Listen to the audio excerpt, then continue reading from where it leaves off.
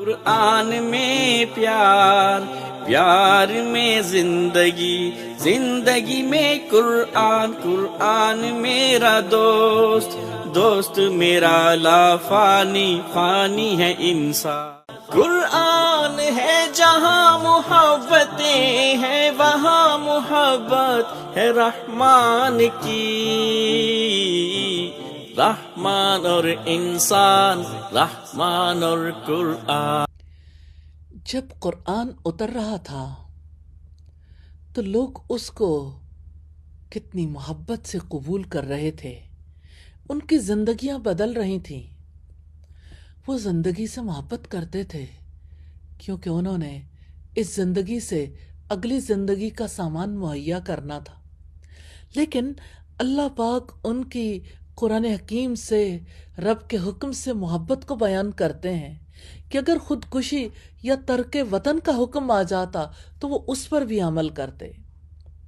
سورہ نساء کی آیت نمبر 66 ہے، وَلَوْ أَنَّا كَتَبْنَا عَلَيْهِمْ أَنِ اقْتُلُوا أَنفُسَكُمْ أَوِ اخْرُجُوا مِنْ دِيَارِكُمْ مَا فَعَلُوهُ إِلَّا قَلِيلٌ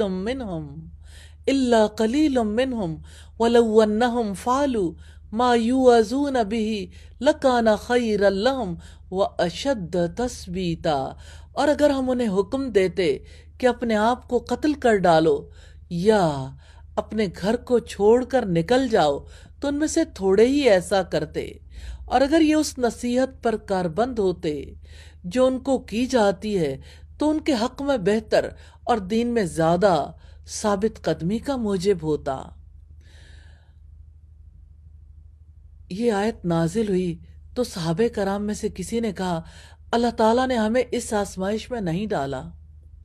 اس صحابی کا یہ کلمہ رسول اللہ کو پہنچا تو آپ نے فرمایا، میری امت میں ایسے لوگ بھی ہیں جن کے دلوں میں ایمان مضبوط پہاڑوں سے بھی زیادہ جمع ہوا ہے۔ ابن وہب کا بیان ہے کہ یہ کلمہ سیدنا ابو بکر صدیق کا تھا، اور ایک روایت میں ہے کہ سیدنا ابو بکر نے یہ آیت سن کر کہا، اگر یہ حکم نازل ہوتا تو اللہ کی قسم میں سب سے پہلے اپنے آپ اور اپنے اہل بیت کو اس پر قربان کر دیتا۔ ایک روایت میں کہ آپ نے اس آیت کو پڑھ کر سیدنا عبداللہ ابن رواحہ کی طرف ہاتھ سے اشارہ کر کے فرمایا، یہ بھی اس پر عمل کرنے والوں میں سے ایک ہیں۔ سبحان اللہ۔ اللہ تعالیٰ سے دعا ہے ہمیں بھی اسی طرح سے قرآن مجید پر عمل کرنے کی توفیق عطا فرمائے، قرآن مجید کی سچی محبت نصیب کریں اور اس پر عمل کرنا نصیب فرما دیں۔ آمین ثم آمین۔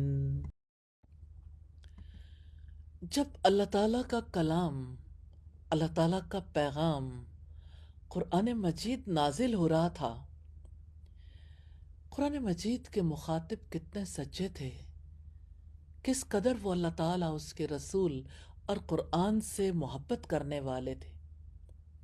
میں سیدنا ابو الدہداء کی قرآن سے محبت کو آپ کے سامنے رکھنا چاہتی ہوں۔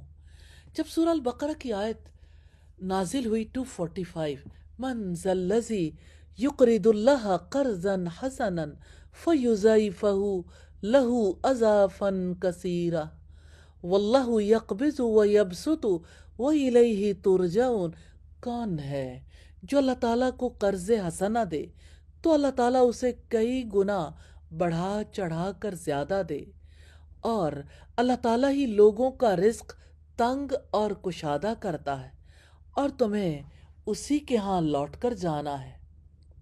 جب یہ آیت نازل ہوئی تو ابو الدہداء نبی صلی اللہ علیہ وسلم کی خدمت میں حاضر ہوئے، آپ سے پوچھا، اللہ کے رسول، میرے ماں باپ آپ پر قربان ہو، کیا اللہ تعالیٰ ہم سے قرض مانگتے ہیں حالانکہ وہ قرض سے مستثنا ہیں؟ آپ نے فرمایا، ہاں، اللہ تعالیٰ یہ چاہتے ہیں اس کے ذریعے سے تمہیں جنت میں داخل کر دیں۔ ابو الدہداء نے یہ سن کر کہا، اے اللہ کے رسول، ہاتھ بڑھائیں۔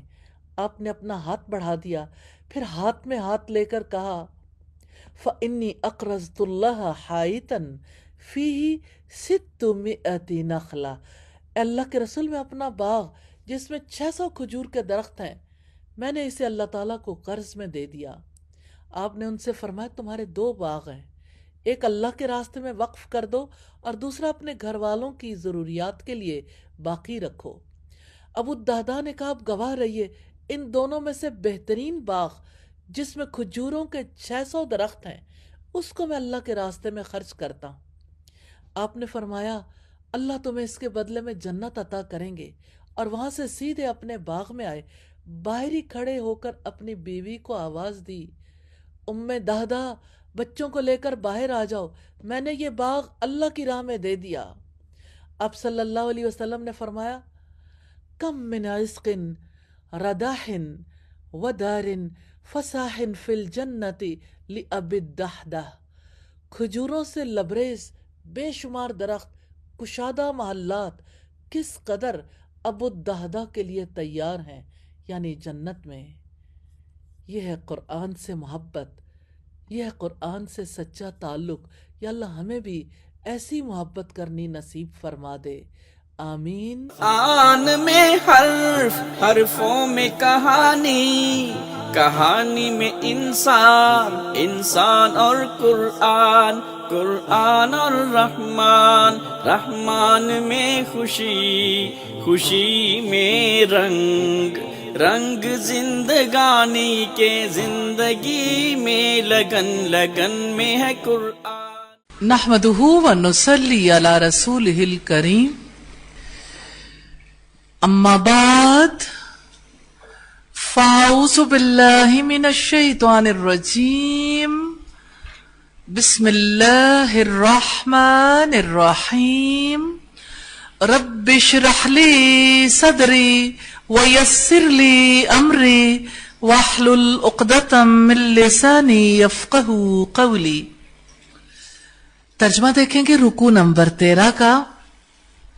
وَإِذْ، اور جب، قالت، کہا، الملائکۃ، فرشتوں نے، یا مریم، اے مریم، ان اللہ، یقیناً اللہ تعالی نے، ہستفا کی، برگزیدہ بنایا ہے آپ کو، وطہرہ کی، اور پاک کیا آپ کو، واصطفا کی، اور منتخب کیا آپ کو، علی نسائی، عورتوں پر، العالمین، سب جہانوں کی۔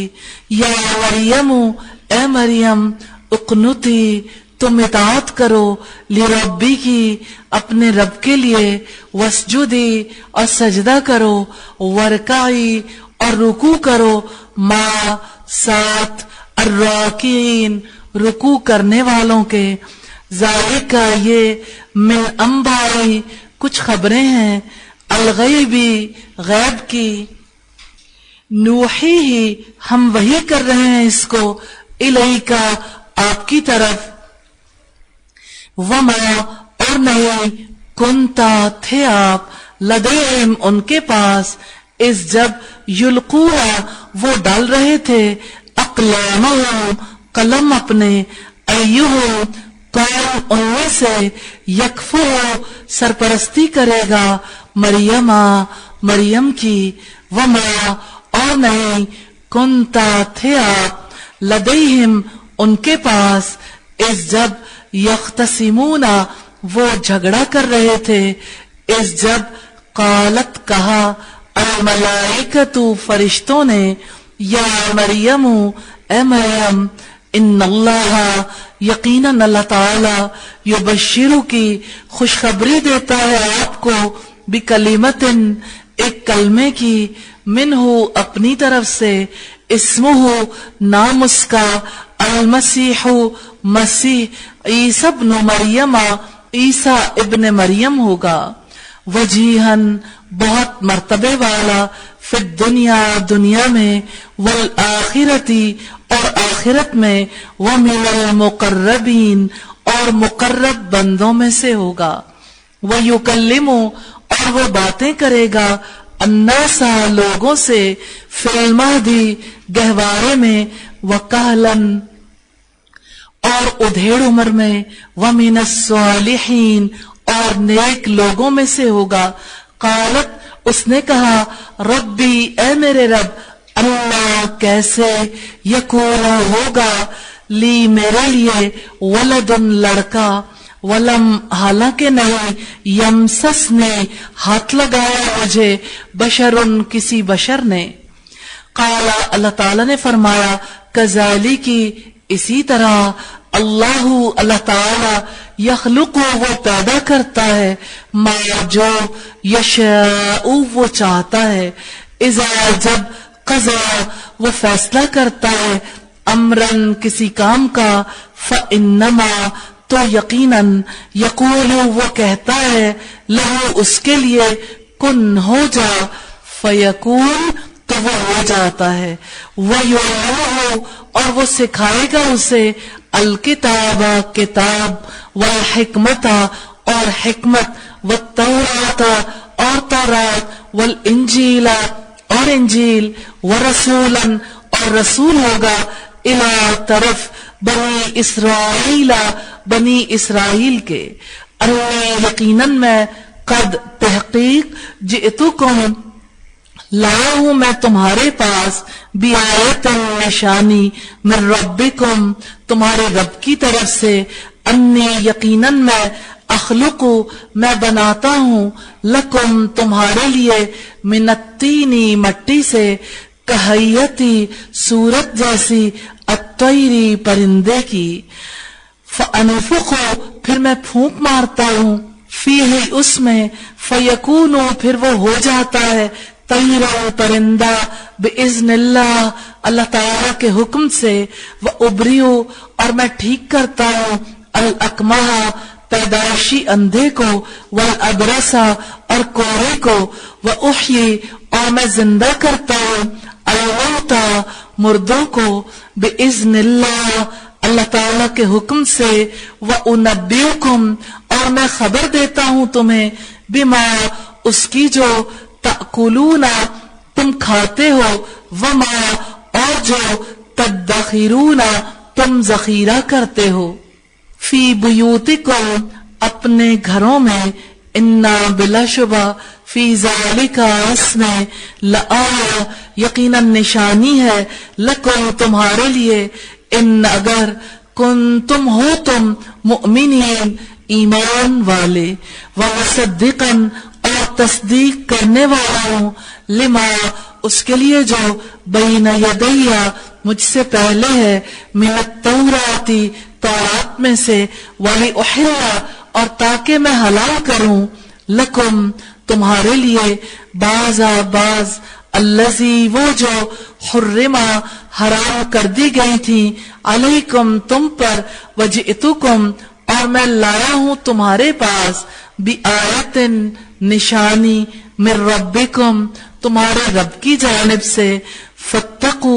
चुनांचे तुम डर जाओ, अल्लाह अल्लाह ताला से, व अतीऊनी और इताअत करो मेरी, इन्नल्लाह बिलाशुबह अल्लाह ताला, रब्बी मेरा रब है, व रब्बुकुम और तुम्हारा रब है, फाबुदूहु चुनांचे तुम इबादत करो उसकी, हाजा ये सिरातुन रास्ता है, मुस्तकीम सीधा, फलम्मा फिर जब, अहस्सा महसूस किया, ईसा ने, मिनहुम उनसे, अल कुफ्रा कुफ्र, काला उसने कहा, मन कौन है, अंसारी मेरा मददगार, इलल्लाही अल्लाह ताला की तरफ, काला कहा, अल हवारियूना हवारियों ने, नहनु हम, अंसारू मददगार हैं, अल्लाही अल्लाह ताला के, आमना ईमान लाए हम,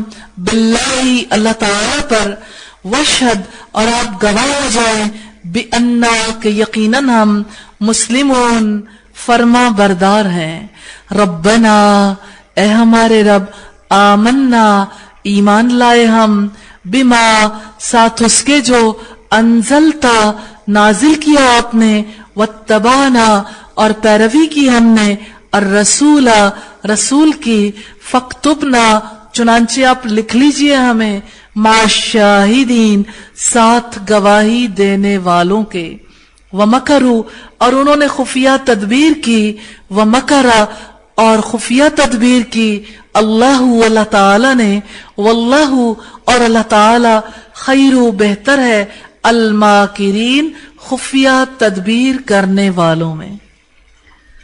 الفاظ کی وضاحت ہے. ہم پہلے پڑھ چکے ان اللہ اصطفیٰ کی.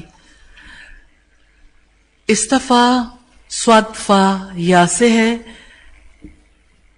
برگزیدہ بنایا ہے، چنا ہے. اقنتی قاف نون تا سے ہے. ورکائی را کاف عین سے ہے. نوحی ہی وحیون سے واو ہا یا، ہم وحی کر رہے ہیں اس کو. یکفلو سرپرستی کرے گا کاف فا لام سے. یختصمون وہ جھگڑا کر رہے تھے خاص سواد میم سے. وجیہن بہت مرتبے والا، واو جیم ہا سے ہے. المقربین مقرب بندوں میں سے ہوگا، قاف را با سے. کہولت ادھیڑ عمری کو کہتے ہیں کہلن. اور یمسسنی ہاتھ لگایا مجھے، میم سین سین سے ہے. قضا میں بھی لفظ صاف ظاہر ہو رہے ہیں، قاف زواد یا.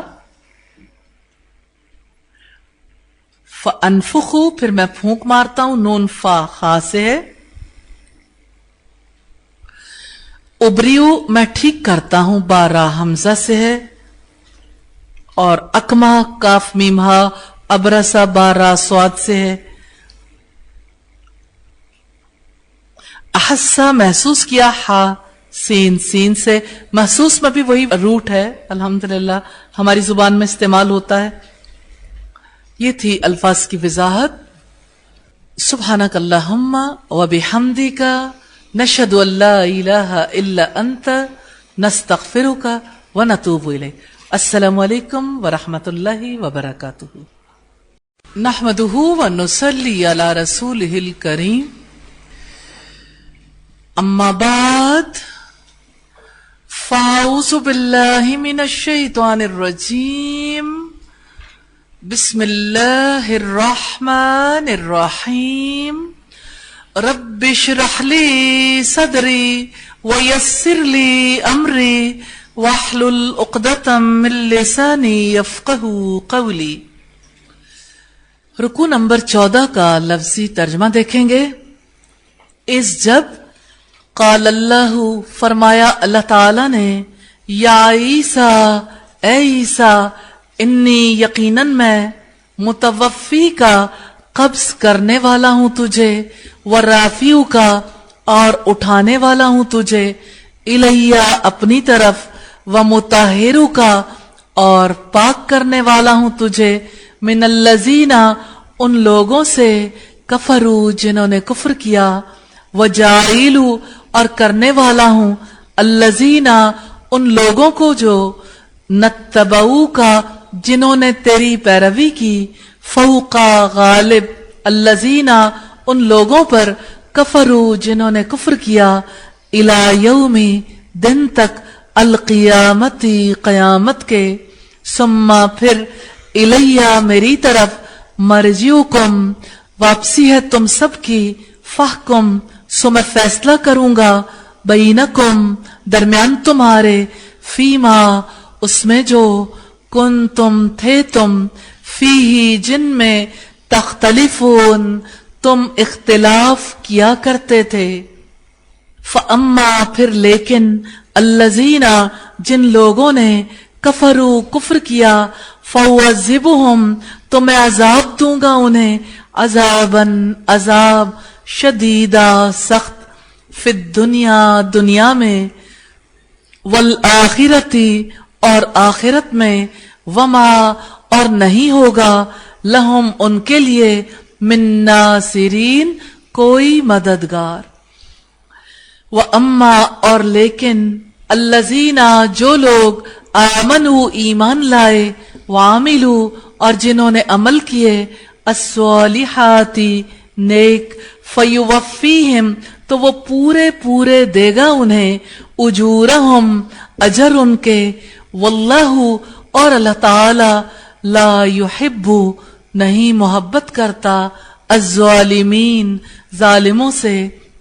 ذالک یہ، نتلوہ ہم پڑھتے ہیں اس کو، अलैका तुम पर मिनल आयाती आयात में से, व जिक्री और नसीहत में से, अल हकीम पुर हिकमत, इन्ना बिलाशुबा मसला मिसाल ईसा ईसा की इंदल्लाही अल्लाह ताला के नजदीक कमसली जैसी मिसाल है, आदम की, खलकहू उसने पैदा किया उसे, मिन तुराबिन मट्टी से, सुम्मा फिर, काला उसने कहा, लहू उसके लिए, कुन हो जा, फयकून तो वो हो गया, अल हक्कु हक, मिर रब्बिका तेरे रब की जानिब से है, फला चुनांचे ना, तकुन आप हो जाओ, मिनल मुमतरीन शक करने वालों में से, फमन फिर जो, हाज्जा का झगड़ा करे आपसे, फी ही इसमें, मिम्बादी बाद इसके, मा जो, जा का आ गया आपके पास, मिनल इल्मी इल्म से, फकुल तो आप कह दो, तालू तुम आओ, नदू हम बुलाएं, अबनाना अपने बेटों को, व अबनाकुम और तुम्हारे बेटों को, व निसाना और अपनी औरतों को, व निसाकुम और तुम्हारी औरतों को, व अनफुसना और अपने आप को, व अनफुसकुम और तुम्हारे नफ्सों को, सुम्मा फिर, नबतहिल हम गिड़गिड़ा कर दुआ करें, फनजल फिर हम भेजें, लानत अल्लाही लानत अल्लाह ताला की, अलल काजिबीन झूठों पर, इन्ना बिलाशुबा हाजा ये, लहुआ यकीनन वही, अलकससु बयान है, अलहक्कु सच्चा, वमा और नहीं, मिन इलाहिन कोई माबूद, इल्लल्लाह मगर अल्लाह ताला, व इन्ना और बिलाशुबा, अल्लाह अल्लाह ताला, लहुआ यकीनन वही है, अलाजीजु सब पर गालिब, अल हकीम कमाल हिकमत वाला, फ़इन फिर अगर, तवल्लौ वो मुंह मोड़े, फ़इन अल्लाह तो यकीनन अल्लाह ताला, अलीमुन खूब जानने वाला है, बिल मुफसिदीन फसाद करने वालों को। अल्फाज की वजाहत है, मुतवफ़ी का कब्ज करने वाला हूं तुझे, वाव फा और या इसका रूट है, राफियों का उठाने वाला हूं तुझे, राफा आइन से, मुताहिरु का पाक करने वाला हूं तुझे, त्वा हा और रा से, फौअज़िबुहुम तो मैं अजाब दूंगा उन्हें, आइन जाल और बा से है, नबतहिल आयत नंबर 61 है, बा हा लाम, मुबाहला गिड़गिड़ा कर दुआ करने को कहते हैं, लेकिन मुबाहला की एक खास इस्तिलाह जो यहां इस्तेमाल हुई, हम इंशाल्लाह डिटेल में तफसीर में देखते हैं इंशाल्लाह।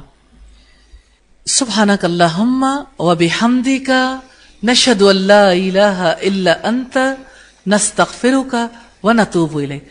अस्सलामु अलैकुम व रहमतुल्लाहि व बरकातुहू।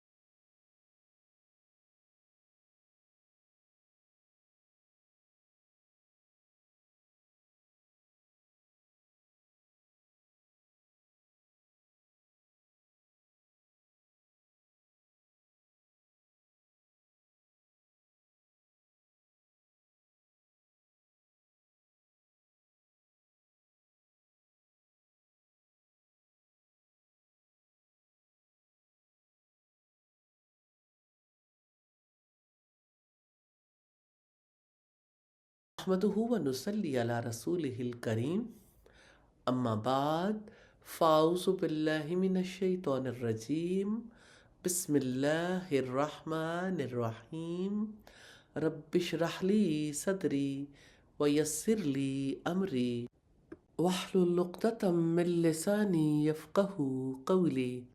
पारा नंबर 3 का रुकू नंबर 12 है। ये रुकू एक बुनियादी सवाल का जवाब देता है कि अल्लाह ताला से मोहब्बत एक दावा है या एक रास्ता।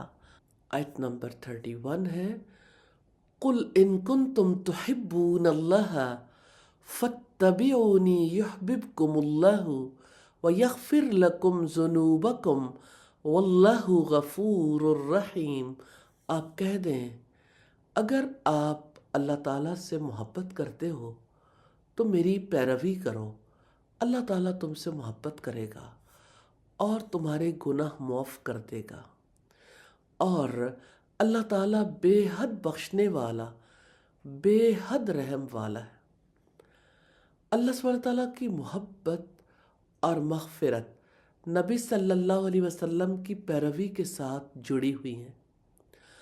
रसूलुल्लाह की इत्तिबा पर अल्लाह ताला की तरफ से बशारत है कि अल्लाह ताला तुमसे मोहब्बत करेगा, तुम्हारे दिलों को पाक करेगा और तुम्हारी मग़फ़िरत कर देगा।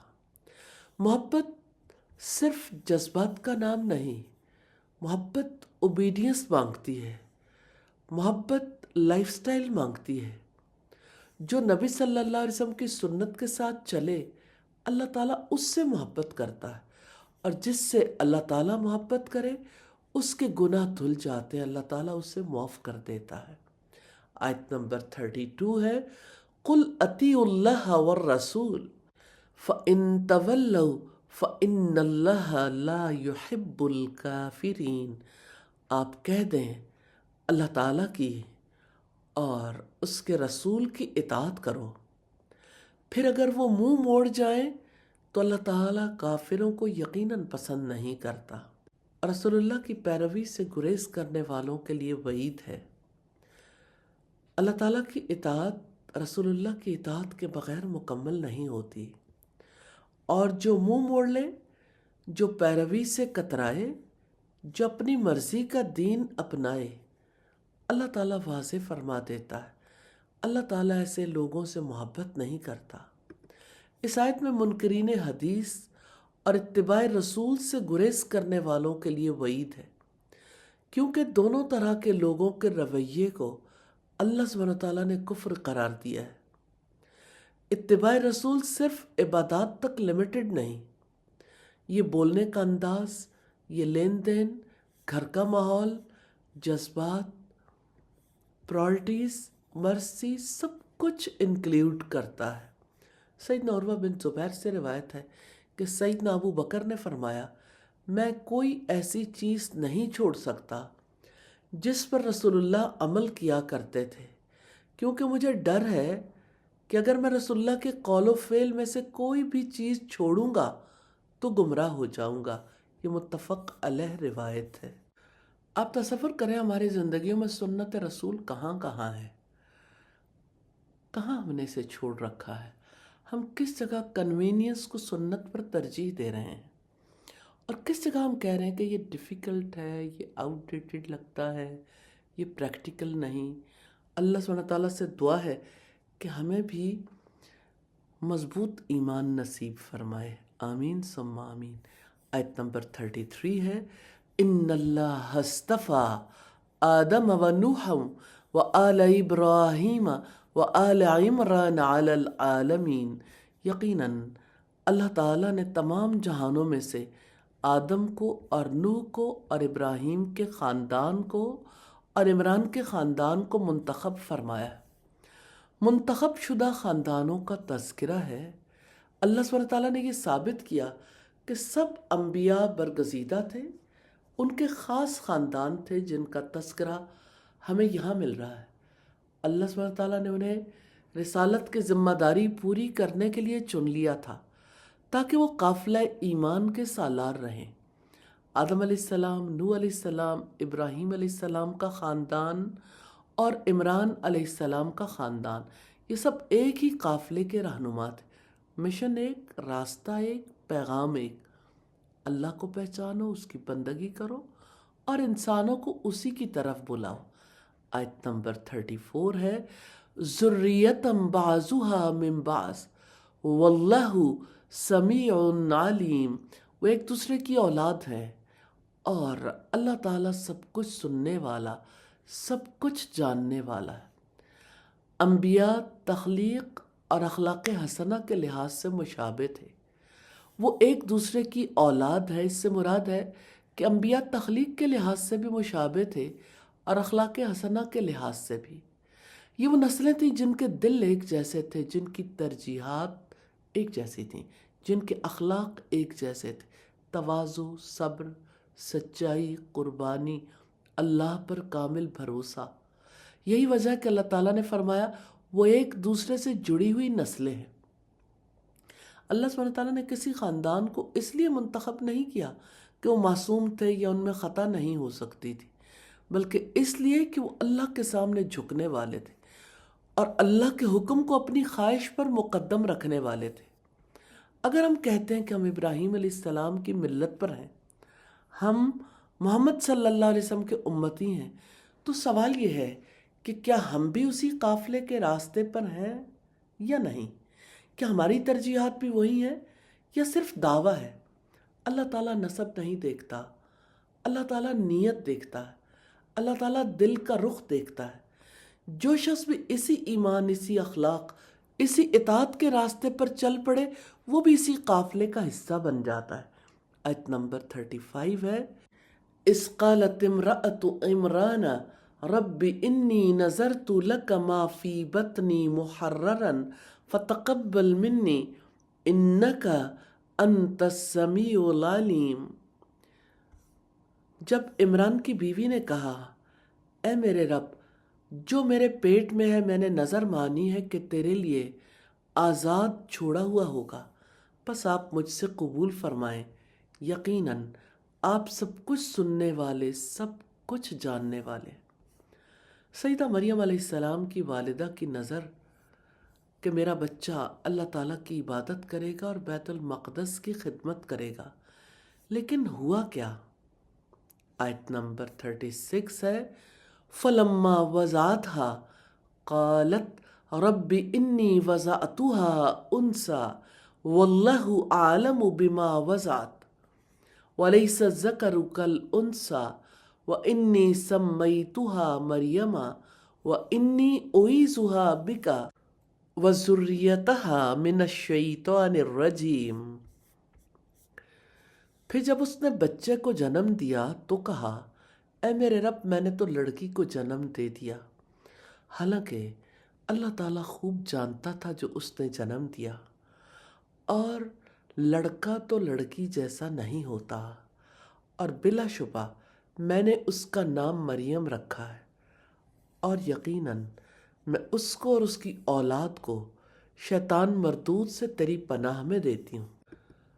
پھر وہ لمحہ آیا جب بچی پیدا ہوئی، ماں نے عرض کیا، اے میرے رب، میں نے تو بیٹی کو جنم دیا ہے، اور لڑکا تو لڑکی جیسا نہیں ہوتا۔ اس کا مطلب یہ ہے کہ لڑکوں میں وہ فطری کمزوریاں اور تمدنی پابندیاں نہیں ہوتی جو لڑکیوں میں ہوتی ہیں۔ اس دور میں لڑکوں کو ہیکل کے لیے، بیت المقدس کے لیے آزاد کیا جاتا تھا تاکہ وہ ہیکل کی خدمت کریں اور صرف عبادت کے لیے وقف ہو جائیں۔ وہ دنیا سے کٹ کر دین کی خدمت میں مصروف رہتے تھے، لیکن اللہ سبحانہ تعالیٰ کا فیصلہ کچھ اور تھا۔ اللہ تعالیٰ نے پہلی مرتبہ ایک لڑکی کو اپنے لیے قبول کر لیا اور اپنے دین کی خدمت کے لیے چن لیا۔ ماں نے اس بچی کا نام مریم رکھا اور پھر ایک اور دعا مانگی جو ہر ماں کے دل کی آواز ہے، یا اللہ، میں اسے اور اس کی اولاد کو شیطان مردود سے تیری پناہ میں دیتی ہوں۔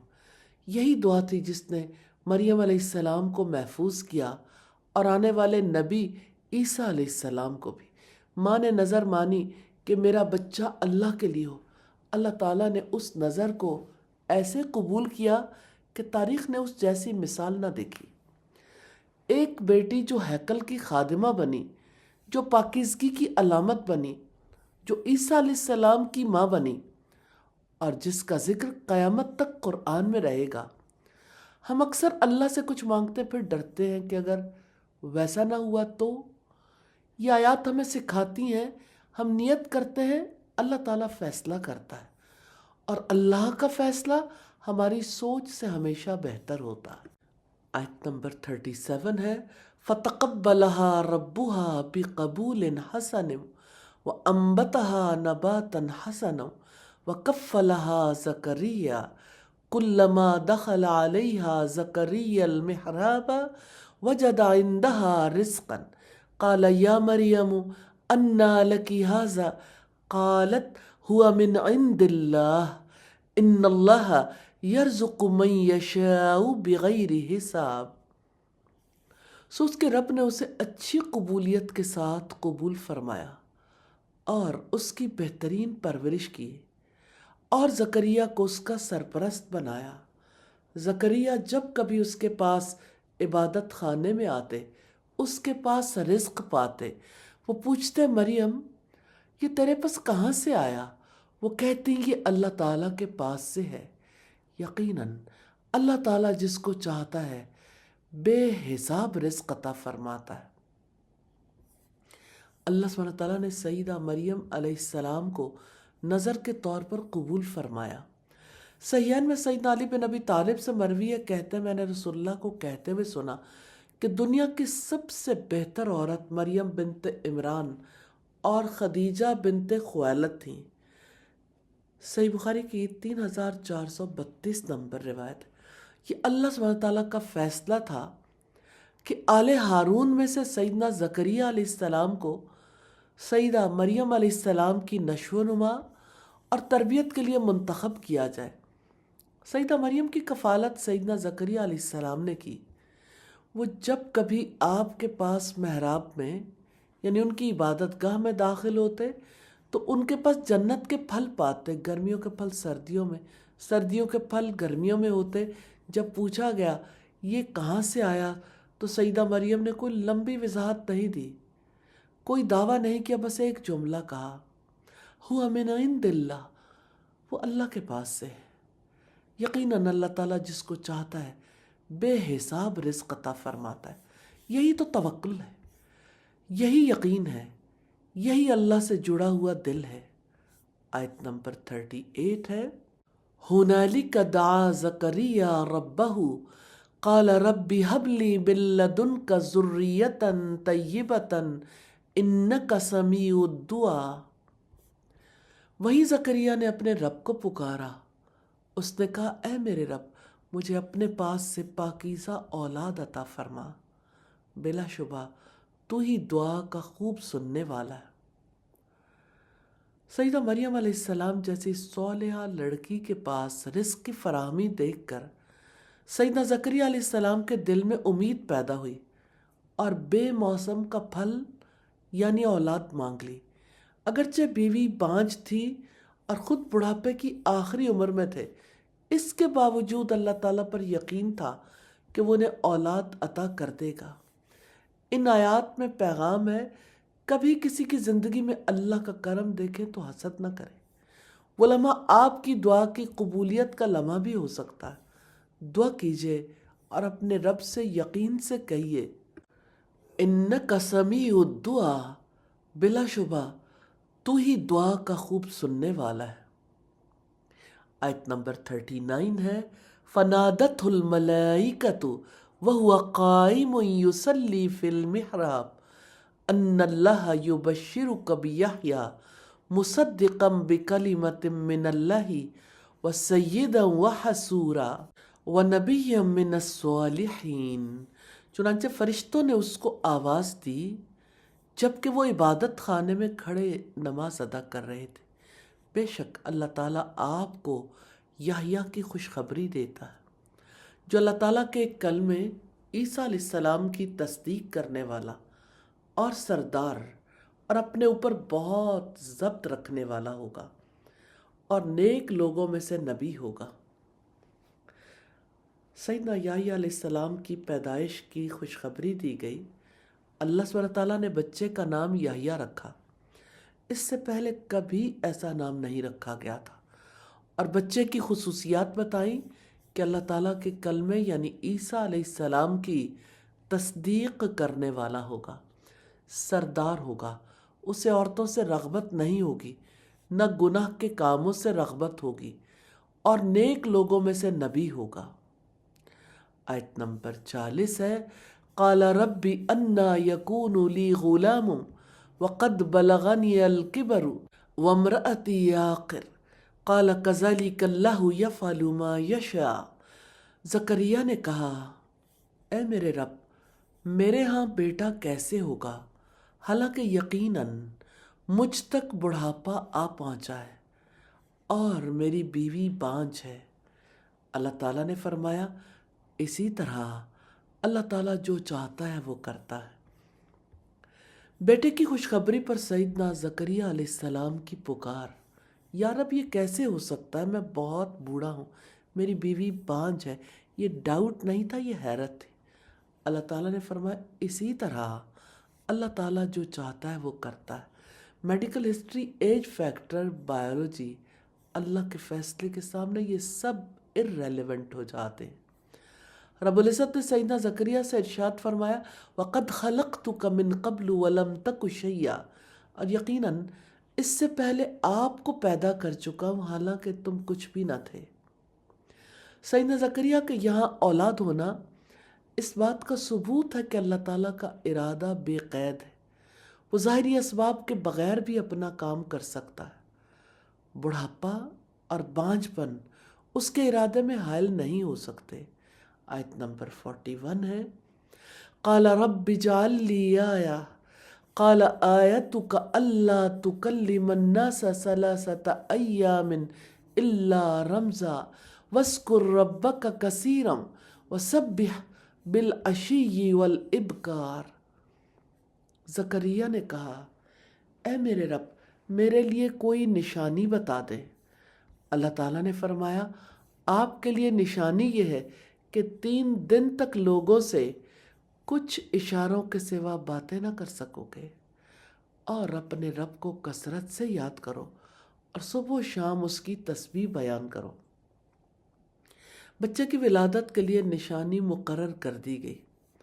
زبان بندی کی نشانی سے اللہ سبحانہ تعالیٰ نے یقین دلایا کہ اسباب موجود بھی ہوں تو اللہ سبحانہ تعالیٰ ان کو کام کرنے سے روک سکتا ہے، اور اسباب کے بغیر وہ پیدا کر سکتا ہے۔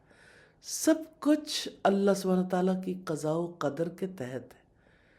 سیلف چیک مومنٹ ہے، کیا میں واقعی اللہ سے محبت کرتی ہوں یا صرف کہتی ہوں؟ کیا میری زندگی رسول اللہ کی پیروی ریفلیکٹ کرتی ہے؟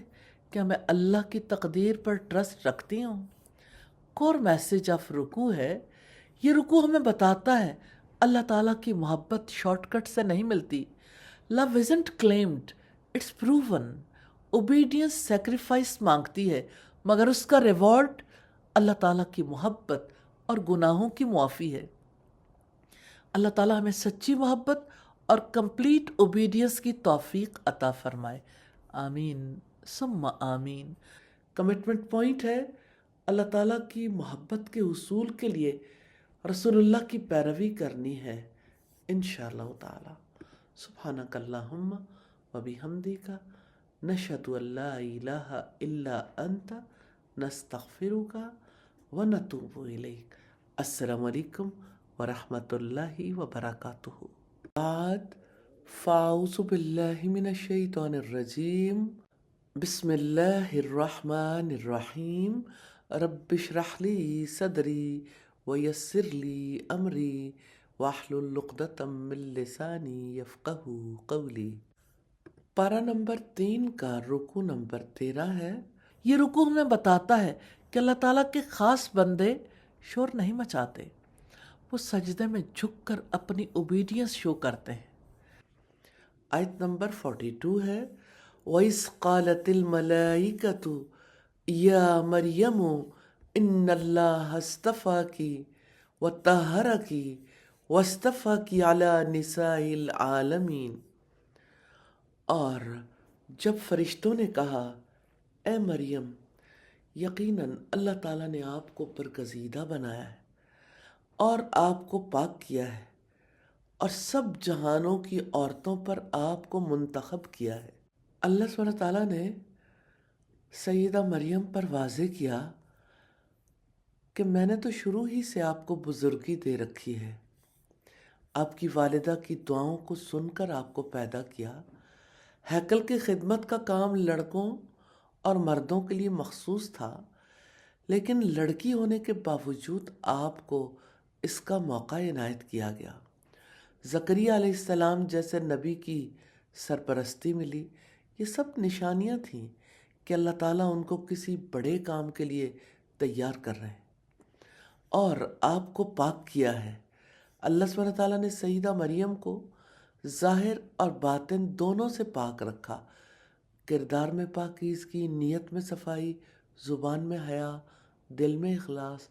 یہ وہ پاکیزگی تھی جو آنے والے امتحان کے لیے ضروری تھی، کیونکہ آگے الزام بھی آنے تھے، باتیں بھی بننی تھیں اور آزمائش بھی بہت سخت ہونی تھی۔ اور سب جہانوں کی عورتوں پر آپ کو منتخب کیا ہے۔ یہ اعلان ہے کہ اللہ سبحانہ تعالیٰ کے نزدیک عظمت کا معیار نہ مرد ہونا ہے نہ عورت ہونا، بلکہ اطاعت، حیا، صبر اور اللہ پر مکمل بھروسہ ہے۔ آیت نمبر 43 ہے، یا مریم قنتی لربکی واسجدی وارکعی مع الراکعین۔ اے مریم، اپنے رب کی اطاعت کرو، سجدے کرو اور رکوع کرنے والوں کے ساتھ رکوع کرو۔ سیدہ مریم علیہ السلام کو اللہ سبحانہ تعالیٰ کی عبادت کا حکم دیا گیا۔ قنوت دل کا جھک جانا ہے، یعنی بغیر سوال، بغیر شکایت، بغیر شکوہ، جو اللہ سبحانہ تعالیٰ کہے وہی اختیار کر لینا۔ سیدہ مریم کو بتایا جا رہا ہے کہ تمہاری اصل طاقت تمہاری عبادت ہے اور اللہ تعالیٰ کے سامنے جھک جانا ہے، اور رکوع کرنے والوں کے ساتھ رکوع کرو۔ اس سے مراد بیت المقدس میں باجماعت نماز کے لیے حاضری دو۔ آیت نمبر 44 ہے، ذَلِكَ مِنْ أَنْبَاءِ الْغَيْبِ نُوحِيهِ إِلَيْكَ وَمَا كُنْتَ لَدَيْهِمْ إِذْ يُلْقُونَ أَقْلَامَهُمْ أَيُّهُمْ يَكْفُلُ مَرْيَمَ وَمَا كُنْتَ لَدَيْهِمْ إِذْ يَخْتَصِمُونَ۔ یہ غیب کی کچھ خبریں ہیں جو ہم آپ کی طرف وحی کر رہے ہیں، ورنہ آپ ان کے پاس موجود نہیں تھے جب وہ اپنے قلم ڈال رہے تھے کہ ان میں سے کون مریم کی سرپرستی کرے گا، اور نہ ہی آپ اس وقت ان کے پاس تھے جب وہ جھگڑ رہے تھے۔ کون سیدہ مریم کی کفالت کرے گا؟ جس وقت سیدہ مریم کی کفالت کے لیے ہیکل کے خدمت گار قرآن اندازی کے لیے اپنے اپنے قلم پانی میں ڈال رہے تھے، اس موقع پر نبی کریم موجود نہیں تھے۔ رب العزت نے اس کی خبر دی ہے۔ یہ واقعات بیان کرنا رسول اللہ کی رسالت کا ثبوت ہے۔ آیت نمبر 45 ہے، اذ قالت الملائکۃ یا مریم ان اللہ یبشرک بکلمۃ منہ اسمہ المسیح عیسی ابن مریم وجیہا فی الدنیا والآخرۃ ومن المقربین۔ جب فرشتوں نے کہا، اے مریم، اللہ تعالیٰ آپ کو اپنی طرف سے ایک کلمے کی خوشخبری دیتا ہے، اس کا نام مسیح عیسیٰ ابن مریم ہوگا، وہ دنیا اور آخرت میں بہت مرتبے والا اور مقرب بندوں میں سے ہوگا۔ سیدنا عیسیٰ علیہ السلام کی ولادت کی خوشخبری ہے جو اللہ تعالیٰ کے خصوصی فرمان کے ذریعے پیدا ہوئے۔ فرشتوں نے صرف پیدائش کی خبر نہیں دی بلکہ مستقبل بھی بتا دیا، دنیا میں عزت، آخرت میں قرب الہی اور اللہ کے خاص بندوں میں شمار ہونا۔ آیت نمبر 46 ہے، وَيُكَلِّمُ النَّاسَ فِي الْمَهْدِ وَكَهْلًا وَمِنَ الصَّالِحِينَ، اور وہ گود میں بھی اور ادھیڑ عمر میں بھی لوگوں سے باتیں کرے گا اور وہ نیک لوگوں میں سے ہوگا۔ رسول اللہ نے فرمایا، گود میں 3 بچوں کے سوا کسی نے بات نہیں کی، ان میں سے ایک عیسیٰ ابن مریم ہے، دوسرا بنی اسرائیل کا وہ بچہ جسے جریج سے منسوب کیا گیا، اور بچے نے جریج کی بریت کی اور بول کر اپنے اصلی باپ کا نام بتا دیا۔ تیسرا وہ بچہ جس نے ماں کی چھاتی چھوڑ کر کہا تھا، یا اللہ مجھے اس ظالم سوار کی طرح نہ کرنا۔ یہ تفسیر القرآن کی روایت ہے، والیوم 1 ہے، پیج 265۔ وہ گود میں بھی بولے گا اور میچیورٹی میں بھی، یعنی اس کی زندگی کا آغاز بھی حق گوئی سے ہوگا اور انجام بھی حق گوئی پر۔ آیت نمبر 47 ہے، قالت رب انا یکون لی ولد ولم یمسسنی بشر قال کذالک اللہ یخلق ما یشاء اذا قضى امرا فانما یقول له کن فیکون۔ مریم نے کہا، اے میرے رب، میرے ہاں لڑکا کیسے ہوگا حالانکہ کسی بشر نے مجھے ہاتھ تک نہیں لگایا۔ اللہ تعالیٰ نے فرمایا، اسی طرح اللہ تعالیٰ جو چاہتا ہے پیدا کرتا ہے۔ جب وہ کسی کام کا فیصلہ کرتا ہے تو یقیناً وہ اس سے کہتا ہے کہ ہو جا تو وہ ہو جاتا ہے۔ سیدہ مریم کا استفسار اور اللہ تعالیٰ کا جواب ہے، پوچھا تھا میرے ہاں لڑکا کیسے ہوگا جبکہ کسی بشر نے مجھے ہاتھ تک نہیں لگایا۔ سیدہ مریم علیہ السلام نے دوسرے انسانوں کی طرح روزمرہ زندگی میں سلسلہ اسباب کے عادی ہو جانے کی وجہ سے یہ کہہ دیا کہ ایسا کیسے ممکن ہے، حالانکہ وہ جانتی تھیں کہ اللہ سبحانہ تعالیٰ کے لیے کچھ مشکل نہیں۔ لیکن یہ بات ان کے لیے معمہ بن گئی، جس کے حل کے لیے انہوں نے اللہ سبحانہ تعالیٰ سے درخواست کی۔ آیت نمبر 48 ہے، وَيُعَلِّمُهُ الْكِتَابَ وَالْحِكْمَةَ وَالتَّوْرَاةَ وَالْإِنْجِيلَ، اور اللہ تعالیٰ اسے کتاب، حکمت، تورات اور انجیل سکھائے گا۔ حکمت سے مراد ایسا نافع علم ہے جو انسان کو احکامات کی سمجھ اور شریعت کے راز سکھاتا ہے۔ اللہ سبحانہ تعالیٰ نے واضح کیا ہے کہ عیسیٰ علیہ السلام کو کتاب، حکمت، تورات اور انجیل کے علوم ملیں گے۔ آیت نمبر 49 ہے، وَرَسُولًا إِلَىٰ بَنِي إِسْرَائِيلَ أَنِّي قَدْ جِئْتُكُمْ بِآيَةٍ مِّن رَّبِّكُمْ أَنِّي أَخْلُقُ لَكُم مِّنَ الطِّينِ كَهَيْئَةِ الطَّيْرِ فَأَنفُخُ فِيهِ فَيَكُونُ طَيْرًا بِإِذْنِ اللَّهِ وَأُبْرِئُ الْأَكْمَحَ وَالْأَبْرَصَ وَأُحْيِي الْمَوْتَىٰ بِإِذْنِ اللَّهِ وَأُنَبِّئُكُم بِمَا تَأْكُلُونَ وَمَا تَدَّخِرُونَ فِي بُيُوتِكُمْ إِنَّ فِي ذَلِكَ لَآيَةً لَكُمْ إِن كُنتُم مُّؤْمِنِينَ۔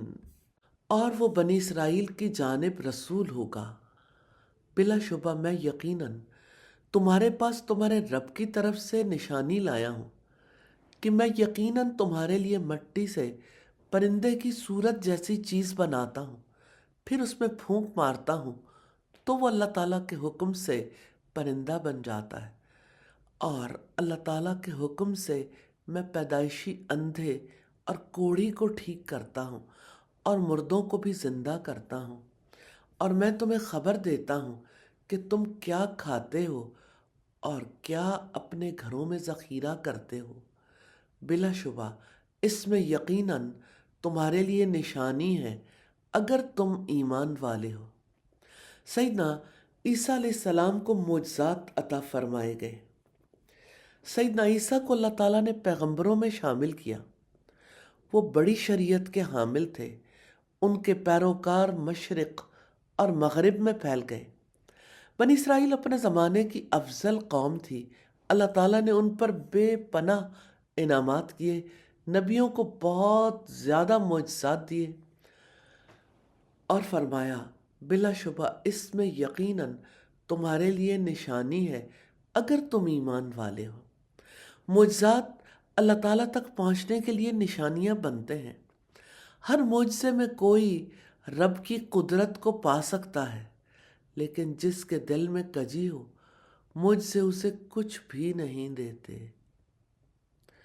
آیت نمبر 50 ہے وَمُصَدِّقًا لِمَا بَيْنَ يَدَيَّ مِنَ التَّوْرَاةِ وَلِأُحِلَّ لَكُمْ بَعْضَ الَّذِي حُرِّمَ عَلَيْكُمْ وَجِئْتُكُمْ بِآيَةٍ مِّن رَّبِّكُمْ فَاتَّقُوا اللَّهَ وَأَطِیعُونِ، اور تصدیق کرنے والا ہوں اس کے لیے جو مجھ سے پہلے تورات میں سے ہے، اور تاکہ میں بعض وہ چیزیں تمہارے لیے حلال کر دوں جو تم پر حرام کی گئی تھی، اور میں تمہارے پاس تمہارے رب کی طرف سے نشانی لے کر آیا ہوں، چنانچہ اللہ تعالیٰ سے ڈر جاؤ اور میری اطاعت کرو۔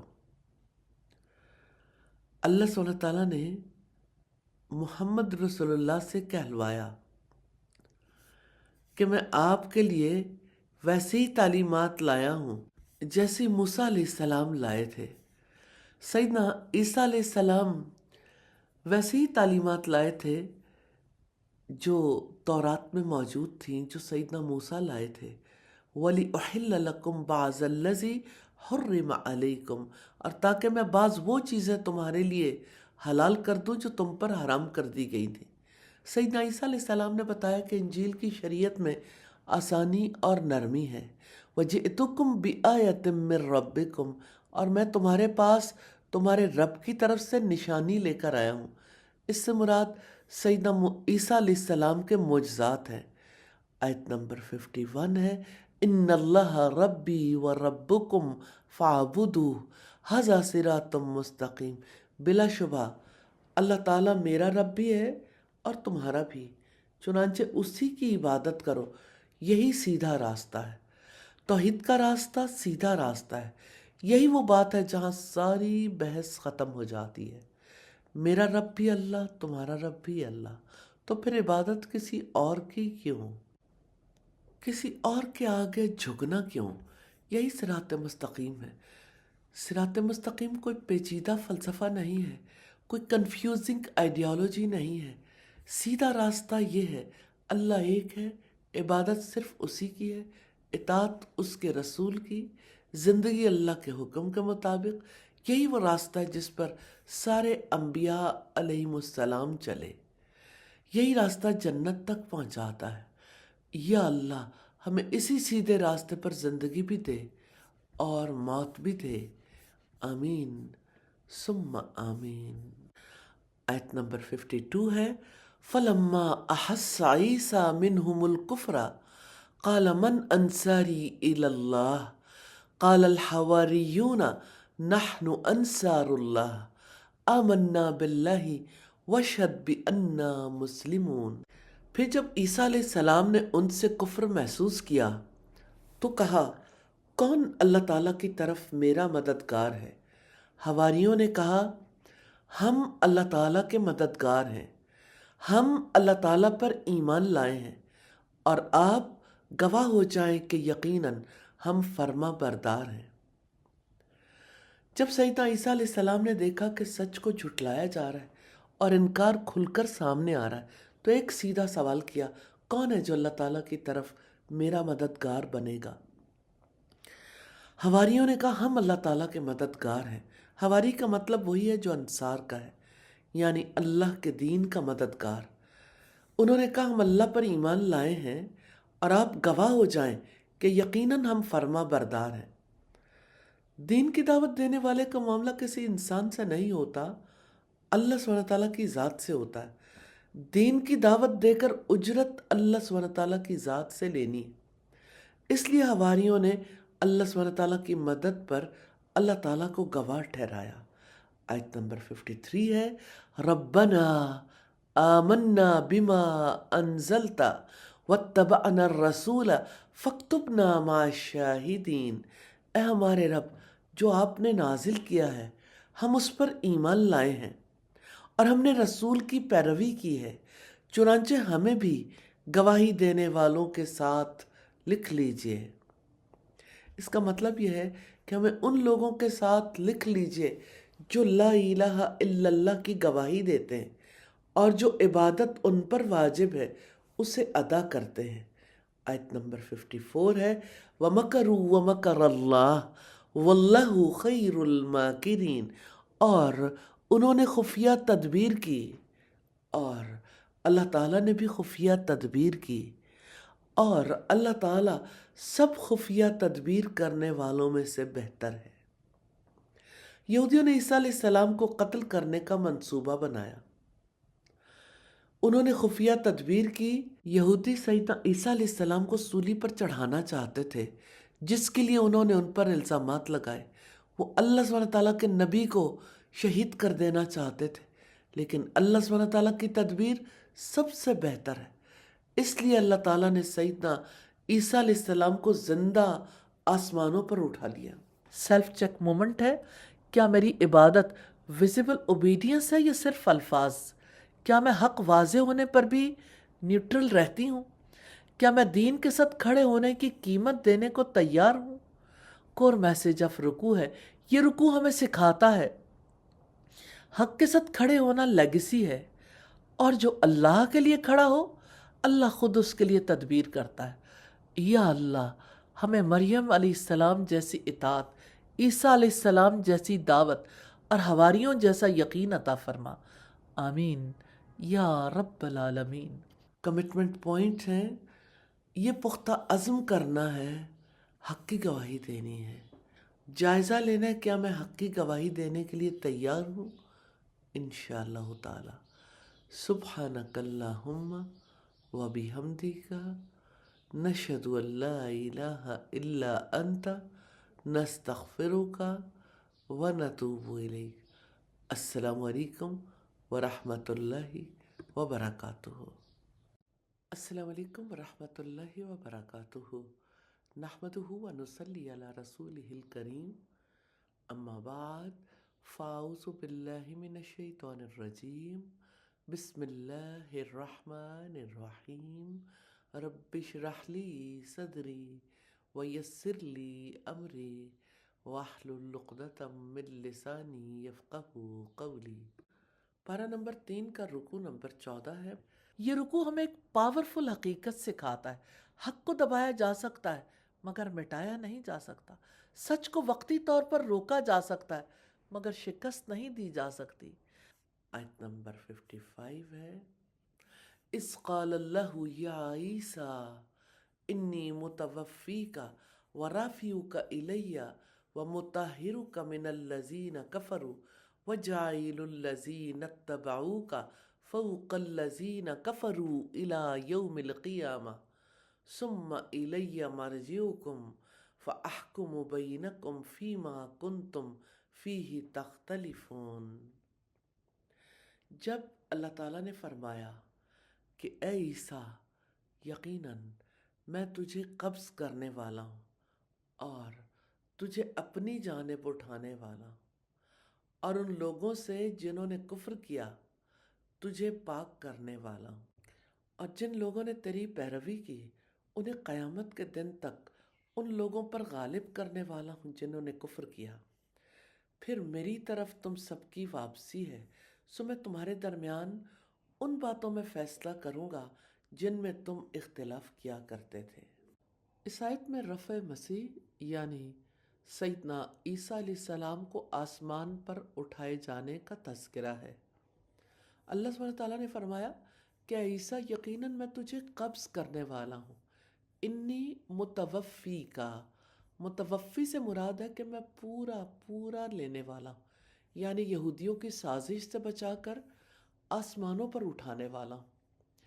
قرب قیامت کے زمانے میں سیدنا عیسیٰ علیہ السلام کا نزول ہوگا۔ 100 سے زائد احادیث نزول مسیح کے بارے میں مروی ہیں، اور جن لوگوں نے تیری پیروی کی، سیدنا عیسیٰ علیہ السلام کی اصل پیروی تو مسلمان ہی کرتے ہیں کیونکہ وہ ان کو حق سمجھتے ہیں، اور سیدنا عیسیٰ علیہ السلام جو دین لے کر آئے وہی محمد صلی اللہ علیہ وسلم لے کر آئے۔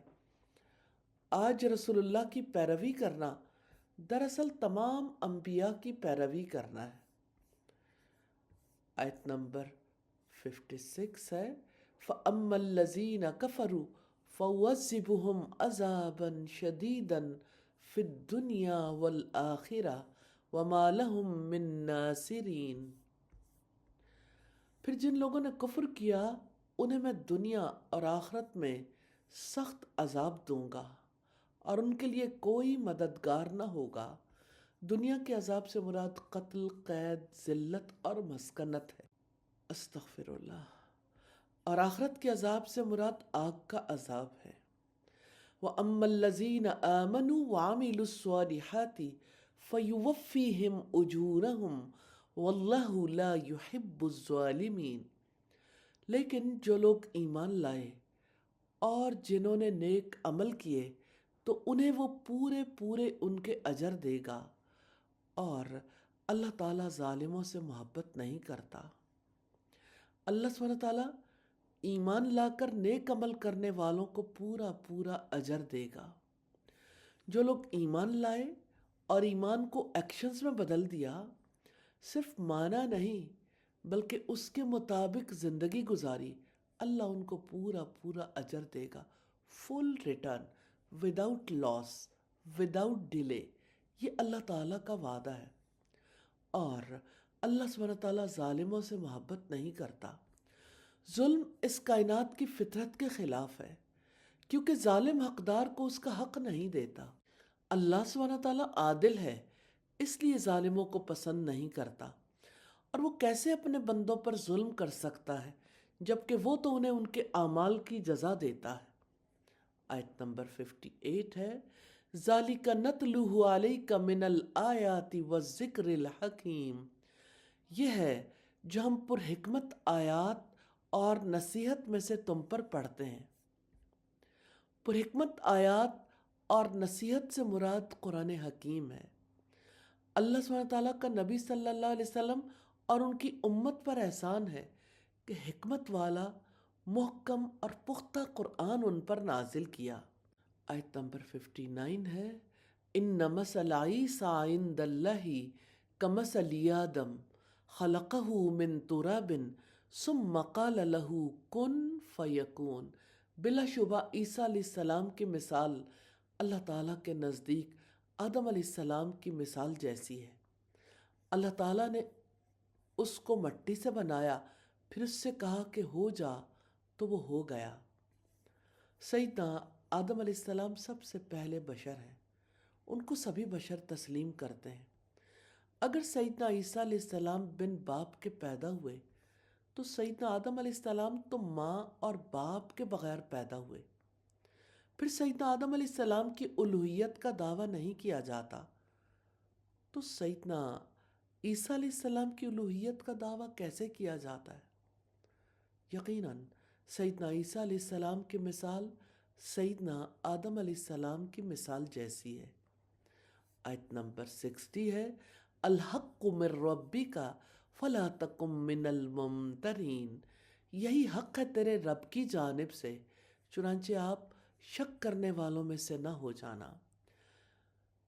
سیدنا عیسیٰ علیہ السلام کے بارے میں اللہ تعالیٰ کی جانب سے یہی حق ہے۔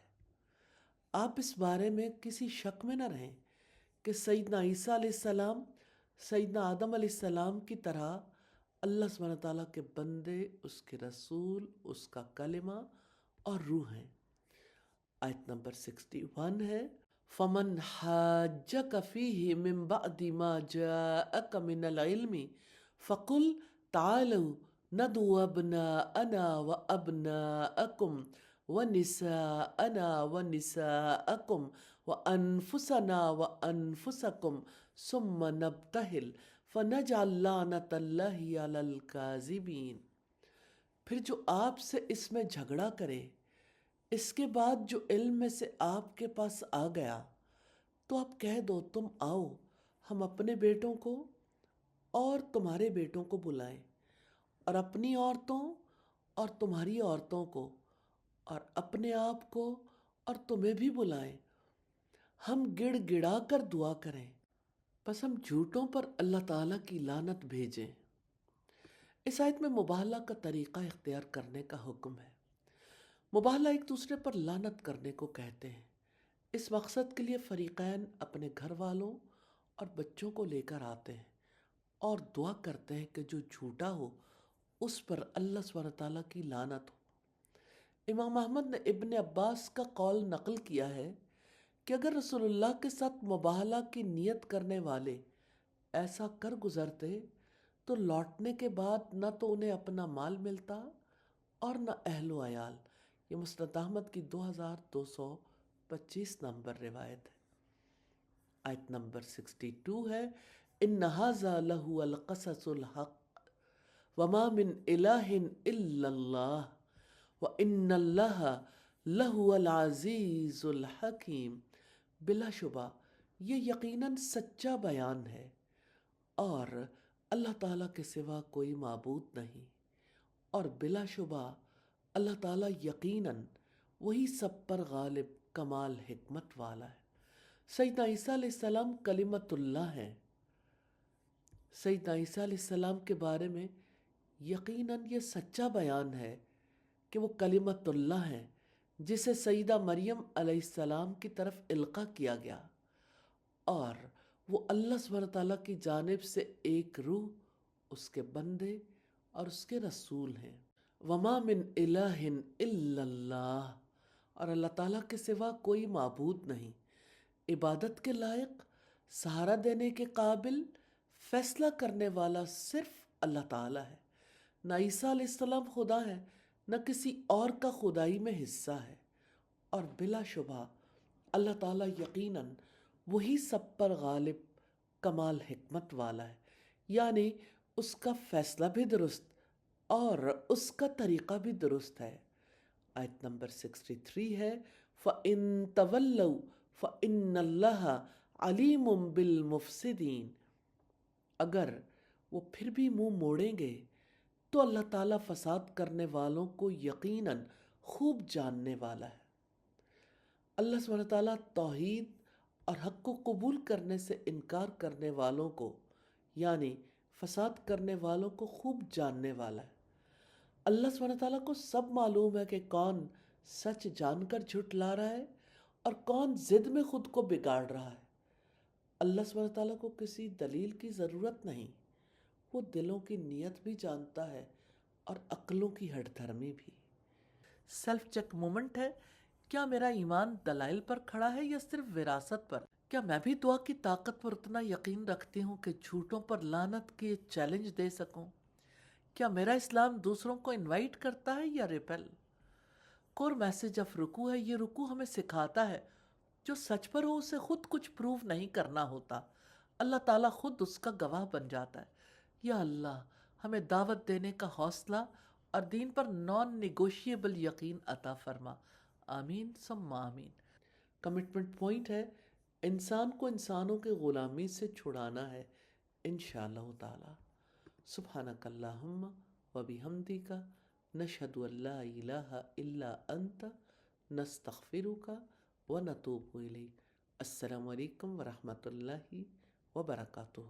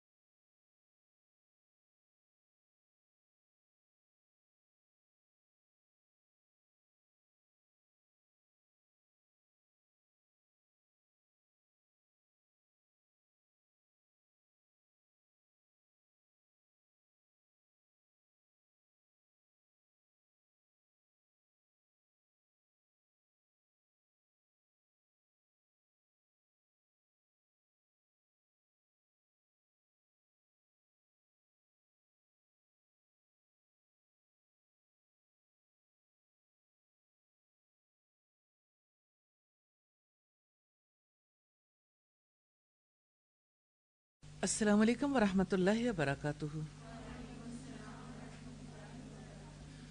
کیسے ہیں آپ لوگ؟ نحمدہ ونصلی علی رسولہ الکریم.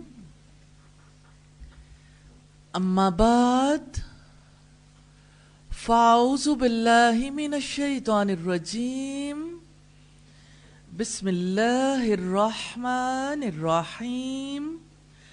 رب اشرح لی صدری ویسر لی امری واحلل عقدۃ من لسانی یفقہوا قولی. دنیا میں دو طرح کے لوگ ہیں.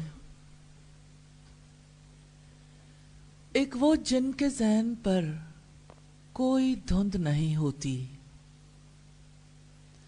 کلیئر مائنڈڈ، روشن دماغ، جنہیں ہر چیز واضح دکھائی دیتی ہے. اور دوسرے وہ لوگ ہوتے ہیں جن کے ذہنوں پر کبھی دھند، کبھی دھواں، کبھی گرد چھائی رہتی ہے.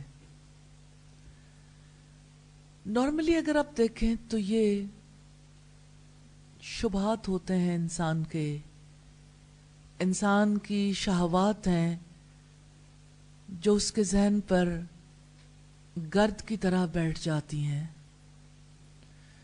پھر انسان کو زندگی کے بارے میں کلیئرلی بہت کچھ پتہ نہیں چلتا. رب العزت نے اپنے کلام میں دو طرح کے لوگوں کے بارے میں خبر دی ہے. اگر آپ اس کو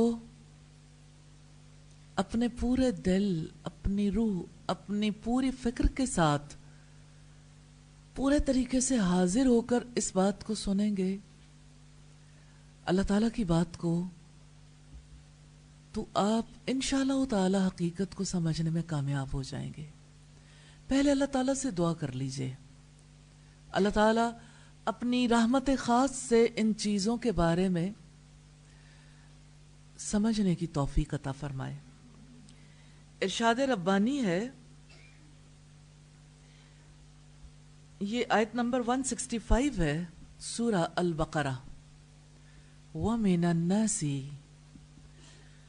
لوگوں میں سے کوئی ایسا ہے، مَن يَتَّخِذُ مِن دُونِ اللَّهِ أَندَادًا، جو غیر اللہ کو شریک بناتے ہیں. یحبونہم کحب اللہ، وہ ان سے ایسی محبت کرتے ہیں جو محبت اللہ تعالی سے کرنی چاہیے. والذین آمنوا اشد حبا للہ، اور جو لوگ ایمان لائے وہ اللہ تعالیٰ سے شدید محبت کرتے ہیں. وَلَوْ يَرَى الَّذِينَ ظَلَمُوا إِذْ يَرَوْنَ الْعَذَابَ أَنَّ الْقُوَّةَ لِلَّهِ جَمِيعًا.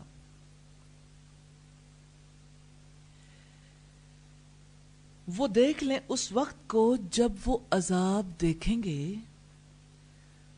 تو سمجھ جائیں گے کہ یقیناً ساری قوت اللہ تعالی کے لیے ہے. وَأَنَّ اللَّهَ شَدِيدُ الْعَذَابِ، اور یقیناً اللہ تعالی سخت عذاب والا ہے. دو طرح کے لوگ ہیں، جن میں سے پہلی قسم ان لوگوں کی ہے جو دنیا میں کثرت سے پائے جاتے ہیں، کثیر تعداد. ساری دنیا ایسے انسانوں سے بھری ہوئی ہے جن کے ذہن پر گرد ہے، جن کی آنکھوں کے سامنے اندھیرا ہے، پردہ پڑا ہوا ہے، جنہیں حق دکھائی نہیں دیتا، پھر سنائی بھی نہیں دیتا، پھر حق زبان پر بھی نہیں آتا. کیوں؟ ان کے سٹینڈرڈز مختلف ہیں. انہوں نے اپنی زندگی میں محبت کی ہے تو غیر اللہ سے وہ کوئی چیز بھی ہو سکتی ہے، کوئی انسان، کسی رشتے کی محبت، کسی آبجیکٹ کی محبت، مال کی محبت، عزت شہرت کی محبت، اور بہت بری محبت ہے ذات کی محبت. اور ذات کی محبت تو انسان کے پاس کچھ بھی نہیں چھوڑتی. تو کس قدر خوبصورتی ہے ان الفاظ میں. وَمِنَ النَّاسِ، دیکھیں ادھر ادھر، اپنے اندر جھانکیں، کہاں ہیں وہ لوگ جنہوں نے اللہ کے سوا دوسروں سے محبت کی ہے؟ کیا کہیں پائے جاتے ہیں؟ جنہوں نے اللہ تعالیٰ سے خالص محبت نہیں کی نا، وہ بھی اسی قسم میں آتے ہیں. من دون اللہ، اللہ کے سوا انہوں نے بنا لیا ہے اپنی توجہ کا مرکز، اپنی محبت کا مرکز، کی یاد میں ہوں، کسی اور خیال میں ہوں، تو شیطان آپ کو ڈرائیو کرے گا. ایسا نہیں ہو سکتا کہ وہ دشمنی نہ کرے. ایسا نہیں ہو سکتا کہ وہ آپ کو رب کی نظروں سے گرانے سے باز آ جائے. ہر بار وہ ایسا کام کرواتا ہے، آپ کو گلٹ میں ڈال دیتا ہے. پھر جب انسان گلٹ میں چلا جاتا ہے تو کہتا ہے دیکھا تم نے فلاں وقت بھی خراب کیا تھا، فلاں وقت بھی، فلاں وقت بھی، فلاں وقت بھی. جب انسان گلٹ میں چلا جاتا ہے تو دلدل ہے نا، پھر نکل نہیں پاتا. تو گلٹ میں گئے ہوئے انسان کے لیے کتنی بڑی نعمت ہے اللہ رب العزت کی طرف سے دی گئی بشارت. قل یا عبادی الذین اسرفوا علی انفسہم لا تقنطوا من رحمت اللہ. کہہ دو اے میرے بندو جنہوں نے اپنی جانوں پر ظلم کیا ہے، یعنی جنہوں نے اللہ رب العزت کو چھوڑ کر کسی اور کے بارے میں سوچا، کسی اور کو اپنی یادوں میں بسایا، کسی اور کو بڑا جانا، چاہے اپنی ذات ہی کیوں نہ ہو، تو ان سے کہہ دو لا تقنطوا من رحمت اللہ، اللہ کی رحمت سے مایوس نہ ہو جانا. تو اب دیکھیے کہ جس وقت کوئی انسان کسی ریاکشن میں ہوتا ہے، مثال کے طور پر کسی کی بات کی وجہ سے کوئی ہٹ فیل کر جاتا ہے، تو اللہ کے خیال میں تو نہیں ہوتا نا.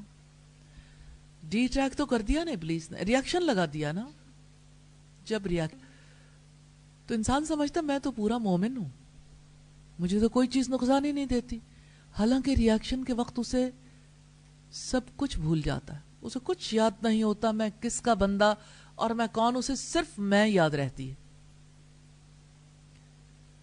وہ کہتا ہے مجھے کسی نے کہا، میری ذات پر بات، میرے مقام کو گرایا. اب یہ دوسرا رخ ہے نا، ایک تو غم کا رخ تھا اور دوسری طرف اب دیکھیے یہ رخ ہے، یہ اینگل ہے تکبر کا. وہ اتنے پیارے بندوں پر کیسی سوچ مسلط کر دیتا ہے، انہیں کبر میں، ذات کی بڑائی میں مبتلا کر دیتا. وہی بات ہے نا، انا خیر من، میں اس سے بہتر ہوں. انسان کو پتہ نہیں چلتا نا اس کے اندر کون کون سی بیماریاں ہیں، کہاں پر حسد چھپا ہوا ہے، کہاں تکبر ہے، کہاں خود پسندی عجب ہے، کہاں پر بدگمانی ہے، کہاں کینہ اور بغض ہے. ہم تو اللہ کے لیے پیدا کیے گئے، ہم سب اللہ تعالیٰ کے لیے پیدا کیے گئے، پھر ہم نے اپنے دل میں کیا رکھ لیا؟ دل شفاف نہیں ہوتا تو وہاں رب کی یاد جگہ نہیں بنا پاتی. پھر یہ سب کیا ہے؟ ہم نے اپنے دل میں کیا بسا لیا؟ ذات کا بت، ذات کی محبت سب سے برا بچڑا ہے. جتنی بیماریاں انسان کو لاحق ہوتی ہیں نا، اس ذات کی وجہ سے، اپنی ذات کی وجہ سے، جس سے وہ بہت محبت کرتا ہے، جس کی خاطر وہ جیتا ہے اور جس کی خاطر وہ مر جانا چاہتا ہے. تو آپ دیکھیے کہ ان ساری خرابیوں کے ساتھ انسان کا دل گرد آلود نہیں رہتا، دھواں دھواں نہیں رہتا. انسان کے لیے کیسے ممکن ہوتا ہے کہ وہ اپنی آنکھوں سے سب کچھ کلیئرلی دیکھنے کے قابل ہو جائے؟ ممکن نہیں ہوتا نا. آپ کے ساتھ کیا ہوتا ہے جس وقت آپ غم میں ہوتے ہیں، جس وقت آپ غصے میں ہوتے ہیں؟ اینگر ایک ری ایکشن ہے نا. غصہ کیوں آتا ہے؟ جب کچھ برا لگتا ہے. برا کسی کو بھی لگ سکتا ہے. رسول اللہ صلی اللہ علیہ وسلم اپنی ذات کے لیے کبھی غصہ نہیں کرتے تھے، انتقام بھی نہیں لیتے تھے. کیا ہمارے لیے رسول اللہ کو فالو کرنا لازم نہیں ہے؟ جب تک انسان کو اپنی ذات کی وجہ سے غصہ آتا ہے، وہ گلٹ میں جاتا ہے، وہ بدگمان ہوتا ہے، وہ کینے اور بغض میں مبتلا ہوتا ہے، حسد کا شکار ہوتا ہے، تکبر میں مبتلا ہوتا ہے، جتنی بھی برائیاں ہیں، اس کا نتیجہ کیا نکلتا ہے؟ انسان غافل ہو جاتا ہے. غفلت. جب انسان غافل ہو جاتا ہے تو ابلیس اس کو ڈرائیو کرتا ہے. پھر وہ جو کہتے ہیں نا، مومن خدا کو بھول گئے اضطراب میں. تو اضطرابی کیفیت چاہے غم کی ہو چاہے غصے کی ہو، اضطرابی کیفیت میں انسان اپنے رب کو بھول جاتا ہے. بھول جانے والا بھلا کب محبت کرتا ہے؟ محبت کرنے والا کبھی نہیں بھولتا. تو اپنے بھول جانے سے دیکھیے کتنی بار بھولتے ہیں، لیکن اللہ پاک بڑا مہربان ہے، اسے پتا ہے بندہ بھول سکتا ہے، وہ پھر بھی اپنی طرف آنے والا دروازہ کھلا رکھتا ہے. وہ کہتا ہے وَاذْكُرْ رَبَّكَ إِذَا نَسِيتَ، اپنے رب کو یاد کرو جب تم بھول جاؤ. چلو دوبارہ یاد کر لو. چھوڑو کہاں تم غم میں ڈوبنے لگے تھے، ایک بار اس کڑے کو تو پکڑ لو. وَمَن يَعْتَصِم بِاللَّهِ فَقَدْ هُدِيَ إِلَىٰ صِرَاطٍ مُسْتَقِيمٍ. جس نے اللہ کو مضبوطی سے پکڑ لیا نا، اسے سیدھا راستے پر چلا دیا گیا. صرف دکھا نہیں دیا گیا، اسے چلا دیا گیا. کیا کریں گے دل میں غم پال کے؟ کیا کریں گے گلٹ میں رہ کے؟ کیا کریں گے تکبر کر کے؟ بدگمان رہ کے کیا ملے گا؟ کینہ اور بغض پال کے کہاں چلے جائیں گے؟ حسد کر کے کیا لینا ہے؟ آگ جو نیکیاں بھی جلا دے. کیوں نہیں ان ساری کیفیات سے نکلنے کے لیے وہ دعا کر لیتے اپنے رب سے جو اس نے سکھائی ہے، اپنے رسول کو. آپ صلی اللہ علیہ وسلم دعا کرتے تھے کہ اے اللہ اچھے اخلاق کی طرف میری رہنمائی فرمائیے، آپ کے سوا کوئی اچھے اخلاق کی طرف رہنمائی کرنے والا نہیں، اور برے اخلاق سے مجھے بچا لیجیے، آپ کے سوا کوئی برے اخلاق سے بچانے والا نہیں. تو مجھے یہ بتائیے کہ کوئی اللہ سے محبت بھی کرے، اللہ سے تعلق بھی رکھے، اس پر ایمان بھی رکھے، اور برائیوں کو بھی اپنے ساتھ سینے سے لگا کے بیٹھا ہوا، کیا آپ اپنے آپ کو بتا سکتے ہیں کہیں آپ غم میں تو مبتلا نہیں ہیں، کہیں آپ تکبر میں تو مبتلا نہیں ہیں، کسی سے حسد تو نہیں ہے، کسی کے بارے میں دل میں کینہ اور بغض تو نہیں پال رکھا؟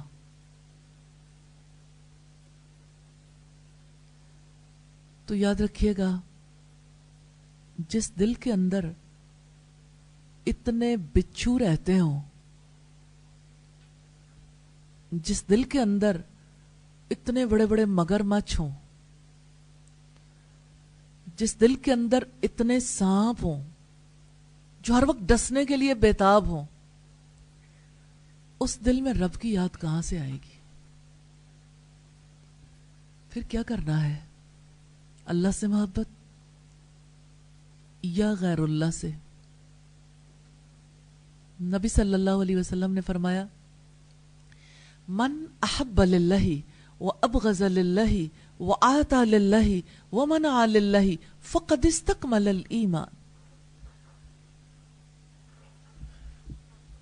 آپ نے فرمایا، جس نے اللہ سے محبت کی، اللہ کے لیے محبت کی، اللہ کے لیے بغض رکھا، یعنی بغض رکھا جا سکتا ہے لیکن اللہ کے لیے، اور ظاہر ہے کہ وہ اللہ والوں سے تو بغض نہیں رکھا جا سکتا۔ جو اللہ رب العزت کی خاطر اپنی زندگیاں لگائیں، اللہ رب العزت کی خاطر کام کریں، ان سے تو بغض نہیں رکھا جا سکتا۔ وَأَبْغَضَ لِلَّهِ، اور جس نے اللہ کے لیے بغض رکھا اللہ کے دشمنوں سے، وَآتَى لِلَّهِ، اور اللہ کی خاطر دیا، وَمَنَعَ لِلَّهِ، اور اللہ کی خاطر روک لیا۔ کہاں کھڑے ہیں آپ؟ اپنی خاطر دیتے ہیں اور اپنی خاطر روک لیتے ہیں، کبھی علم کو روک لیتے ہیں، کبھی گائیڈ لائن کو روک لیتے ہیں، کبھی تعلق کو روک لیتے ہیں، پھر کہاں سے آئے گی صدائے لا الہ الا اللہ؟ اس اینگل پر تو کوئی سوچتا بھی نہیں کہ یہ بھی دراصل شرک ہی کی قسمیں ہے۔ غیر اللہ سے محبت، غیر اللہ کو توجہ کا مرکز بنانا، اور اللہ کے لیے نہیں، ذات کے لیے نفرت کہیں کا بھی نہیں چھوڑتی۔ اپنی ذات کے لیے آپ بغض رکھیں گے، کہیں کے بھی نہیں رہیں گے۔ جو اللہ کا نہیں رہتا وہ کسی کا بھی نہیں رہتا۔ تو نارملی دیکھیں، لوگ ان چیزوں میں پھنسے ہوئے، کہیں نہ کہیں کوئی چیز کسی کے پاؤں کو پکڑ کر بیٹھی ہوئی، ایسے لگتا ہے پاؤں کی بیڑی ہے۔ تو میں آپ سے پوچھنا چاہتی ہوں، آپ آزاد ہیں یا بیڑیاں زنجیریں ہیں؟ اپنے ساتھ سچے ہیں تو اپنی نوٹ بک پر لکھیں۔ اگر آپ اپنے ساتھ مخلص ہیں، اپنے ساتھ مخلص ہیں تو اٹھ کے بات کر لیجئے، پوچھ لیجئے، دوسروں کو بھی فائدہ ہو جائے گا۔ تو اگر آپ غیر اللہ کی زنجیروں میں بندھے ہوئے ہیں، اگر آپ نے غیر اللہ کی بیڑیاں پہن رکھی ہیں، چاہے وہ اپنی ذات کی بیڑی ہو، تو یاد رکھیے گا آپ اللہ کے غلام نہیں بن سکتے۔ دو راستے چوز تو کرنا ہے، آج ڈیسائیڈ کر لیں گے آسانی ہو جائے گی۔ ہمیشہ کے لیے یہ ڈیسیژن فائدہ دے سکتا ہے اگر آپ اس پر مسلسل غور و فکر جاری رکھیں۔ محاسبہ دل کی عبادت ہے، اسی وجہ سے محاسبہ کرنے کا نفع ہوتا ہے کہ انسان کو پتہ لگ جاتا ہے میں اس وقت کہاں ہوں۔ تو جو محاسبہ کرتا ہے وہ لوٹ آتا ہے۔ اور آپ دیکھیے، مجھے ہمیشہ وہی بات یاد آتی ہے، اور بہت پیاری بات ہے، کتنی خوبصورتی سے ہمیں اللہ تعالیٰ نے کانسیپٹ دیا ہے، اور جب ہم یہ الفاظ دہراتے ہیں، سنتے ہیں، یا ہم خیال میں بھی لاتے ہیں تو ہمارے لیے راستے کھل جاتے ہیں۔ انا للہ و انا الیہ راجعون، بے شک ہم اللہ کے ہیں اور بے شک ہم اسی کی طرف لوٹ جانے والے۔ اللہ تعالیٰ چاہتے یہ ہیں کہ ہم صدا کے لیے لوٹ جانے سے پہلے ہر لمحے میں اس کی طرف لوٹیں، اس کی طرف رجوع کریں۔ رجوع اللہ کا مطلب کیا ہے؟ کبھی ہمیں استغفار کی ضرورت ہے اور کب ضرورت نہیں ہوتی، کیونکہ ہم ہر وقت خطائیں کرتے رہتے ہیں۔ کبھی ہمیں اس سے پناہ مانگنے کی ضرورت ہوتی ہے، کبھی ہمیں اس کا شکر ادا کرنے کی، کبھی ہمیں اس کی کفایت چاہیے ہوتی ہے، کبھی ہم اس کی ثنا بیان کرتے ہیں۔ تو تو اس کی طرف تو لوٹنا ہے. بس آپ یوں سمجھ لیجئے ایمان والی زندگی اللہ کی طرف لوٹنے والی زندگی ہے. جو انسان اس عمل کو سیکھ لیتا ہے کہ وہ جہاں کہیں ہے، جس حالت میں بھی ہے، اگر وہ اپنی سوچ کو اپنے رب کی طرف لوٹا لیتا ہے، اس میں کامیاب ہو گیا ہے نا، تو سمجھ لیں کہ وہ صراط مستقیم پر چلنے میں کامیاب ہو گیا. الحمدللہ. تو یہ سوچ کا سفر ہے جہاں سے ابلیس جو ہے وہ کوئی نہ کوئی در کھلا رکھتا ہے اور اس در سے، اس دروازے سے گزرنے والا صراط مستقیم سے نکل جاتا ہے. مجھے کبھی یوں محسوس ہوتا ہے جیسے صراط مستقیم ایسا راستہ ہے، بنتا تو ہمارے شعور میں ہے، لیکن اس کے ارد گرد ہر طرف دروازے کھلے ہوئے اور ہر طرف سے کال ہے، کال ہے، کال ہے، کال. رائٹ والے اکثر دروازے بند ہیں کیونکہ اللہ والے کم ہی کال دیتے ہیں، اور لیفٹ سائیڈ والے سارے دروازے کھلے. کوئی مقام ایسا نہیں ہے جہاں سے کوئی نہ کوئی کال نہ آ رہی ہو. انسان گزرتا چلا جاتا ہے اور کال آتی چلی جاتی ہے، لیکن اپنی ذات پر اعتماد کرے گا انسان تو پھر پھنس جائے گا. اللہ پر اعتماد کر کے انسان اس راستے پہ آگے جا سکتا ہے. ایاک نعبد و ایاک نستعین اہدنا الصراط المستقیم. صرف آپ کی ہم عبادت کرتے ہیں، صرف آپ سے ہم مدد چاہتے ہیں. اللہ کی مدد مانگنی ضروری ہے. تو دو طرح کے لوگ ہیں جہان میں. ایک وہ ہیں جو اپنے آپ میں پھنسے ہوئے ہیں، یا اس جہان میں اللہ کے سوا کسی بھی اور چیز کو اپنا مرکز توجہ بنائے ہوئے ہیں. وہ ان سے ایسی محبت کرتے ہیں جیسی محبت اللہ تعالیٰ سے کرنی چاہیے. جس سے انسان محبت کرتا ہے اس کے لیے وقت لگاتا ہے، جس سے انسان محبت کرتا ہے اس کو یاد کرتا ہے، جس سے انسان محبت کرتا ہے اس کے ریفرنس سے سوچتا ہے، اس کے ریفرنس سے زندگی بدل لیتا ہے. جس سے انسان محبت کرتا ہے نا، اس کے رنگ میں رنگ جاتا ہے. تو اللہ تعالیٰ یہ کہتے ہیں کہ لوگوں میں سے کچھ ایسے ہیں جو غیر اللہ سے محبت کرتے ہیں جیسی محبت اللہ تعالیٰ سے کرنی چاہیے.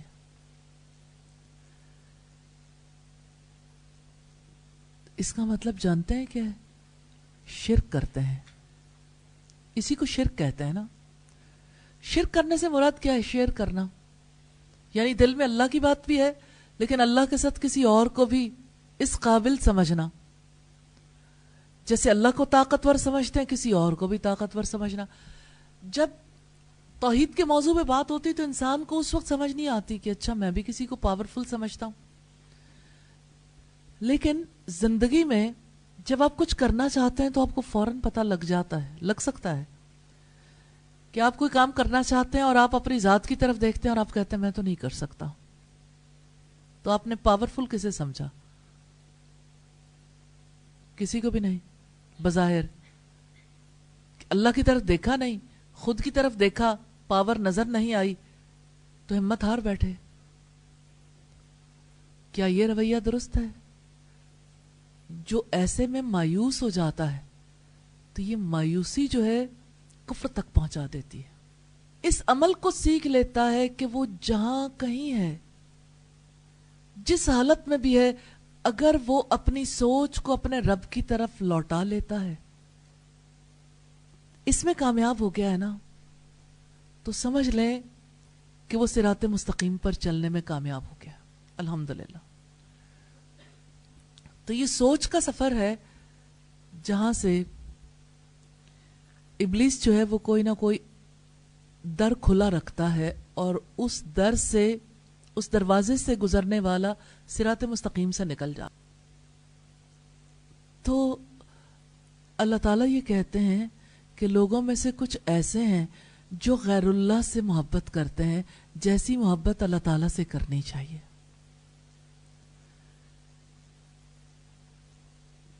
اس کا مطلب جانتے ہیں کیا ہے؟ شرک کرتے ہیں. اسی کو شرک کہتے ہیں نا. شرک کرنے سے مراد کیا ہے؟ شیئر کرنا، یعنی دل میں اللہ کی بات بھی ہے لیکن اللہ کے ساتھ کسی اور کو بھی اس قابل سمجھنا. جیسے اللہ کو طاقتور سمجھتے ہیں کسی اور کو بھی طاقتور سمجھنا. جب توحید کے موضوع پہ بات ہوتی تو انسان کو اس وقت سمجھ نہیں آتی کہ اچھا میں بھی کسی کو پاورفل سمجھتا ہوں. لیکن زندگی میں جب آپ کچھ کرنا چاہتے ہیں تو آپ کو فوراً پتہ لگ جاتا ہے, لگ سکتا ہے کہ آپ کوئی کام کرنا چاہتے ہیں اور آپ اپنی ذات کی طرف دیکھتے ہیں اور آپ کہتے ہیں میں تو نہیں کر سکتا. تو آپ نے پاورفل کسے سمجھا؟ کسی کو بھی نہیں. بظاہر اللہ کی طرف دیکھا نہیں, خود کی طرف دیکھا, پاور نظر نہیں آئی تو ہمت ہار بیٹھے. کیا یہ رویہ درست ہے؟ جو ایسے میں مایوس ہو جاتا ہے تو یہ مایوسی جو ہے کفر تک پہنچا دیتی ہے. ابلیس کا سب سے بڑا ہتھکنڈا یہ ہے کہ انسان کو مایوس کر دے, کسی طرح سے اسے گلٹ میں ڈال کر مایوسی کی اتھا گہرائیوں میں لے جائے. تو جو بھی اللہ کو چھوڑ بیٹھتا ہے وہ کسی نہ کسی گھن چکر میں تو ضرور پھنس جاتا ہے. اس لیے ہمیں دیکھنا ہے توحید اور شرک کے فرق کو. ایک طرف اللہ کی محبت ہے, اللہ کو پاورفل سمجھنا ہے, اللہ کی ذات پر سچا یقین کرنا ہے. جب انسان اللہ کی ذات پر سچا یقین کرتا ہے تو روحانی اور نفسیاتی سطح پر اللہ تعالیٰ سے سچا رشتہ قائم کر لیتا. یقین کے بغیر کہیں بھی رشتہ استوار نہیں ہوتا. اور جہاں نفسیاتی سطح پر اللہ تعالیٰ سے رشتہ قائم ہو جاتا ہے تو اس کی روح کے تاروں پر اللہ تعالیٰ کی ہستی جگمگا اٹھتی ہے. پھر اس کی یادوں میں اس کا رب آ جاتا ہے, وہ اپنے رب کو یاد کرتا ہے. دیکھیں آپ کو کوئی نہ کوئی میموری کارڈ تو چاہیے, کسی نہ کسی کی یاد چاہیے. اگر آپ اللہ کو یاد نہیں کریں گے تو کسی اور کی یاد آ جائے گی. شرک ہو گیا نا. آپ نے کسی نہ کسی کو تو پاورفل سمجھنا ہے نا, ورنہ آپ کچھ بھی نہیں کر سکتے. پاور تو آپ کو ہر وقت چاہیے. اگر آپ اللہ کو پاورفل نہیں جانیں گے تو کسی نہ کسی پاور کی طرف تو نظر جائے گی نا, تو شرک ہو جائے گا. تو اگر آپ دل کے پورے یقین کے ساتھ اللہ تعالیٰ سے روحانی طور پر جڑ جاتے ہیں تو آپ کی روح جگمگا اٹھتی ہے, مایوسی دور ہو جاتی, غم کے بادل چھٹ جاتے ہیں, اور وہ جو ایگریشن ہے, وہ جو آپ کا اینگر ہے, وہ کہیں دور چلا جاتا ہے. اور انسان جب اللہ تعالیٰ کی ذات کو بڑا بنا لیتا ہے نا اور اسی کی پسند کی زندگی گزارتا ہے تو بدگمان نہیں ہوتا, کینے اور بغض میں مبتلا نہیں ہوتا, پھر وہ حسد نہیں کرتا, تو اس کی ساری بیماریاں بھی دور ہو جاتی. اب روحانی طور پر وہ صحت مند ہو جاتا ہے نا. ایک اللہ کا تعلق اسے کتنی بڑی بیماری سے نکال لیتا ہے. یقین کریں جیسے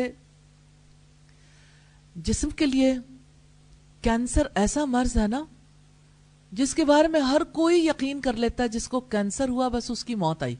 حالانکہ موت تو ویسے بھی آ جانی, لیکن جتنا کینسر کے ساتھ موت کا یقین ہے شاید ویسے موت کا یقین نہیں ہے.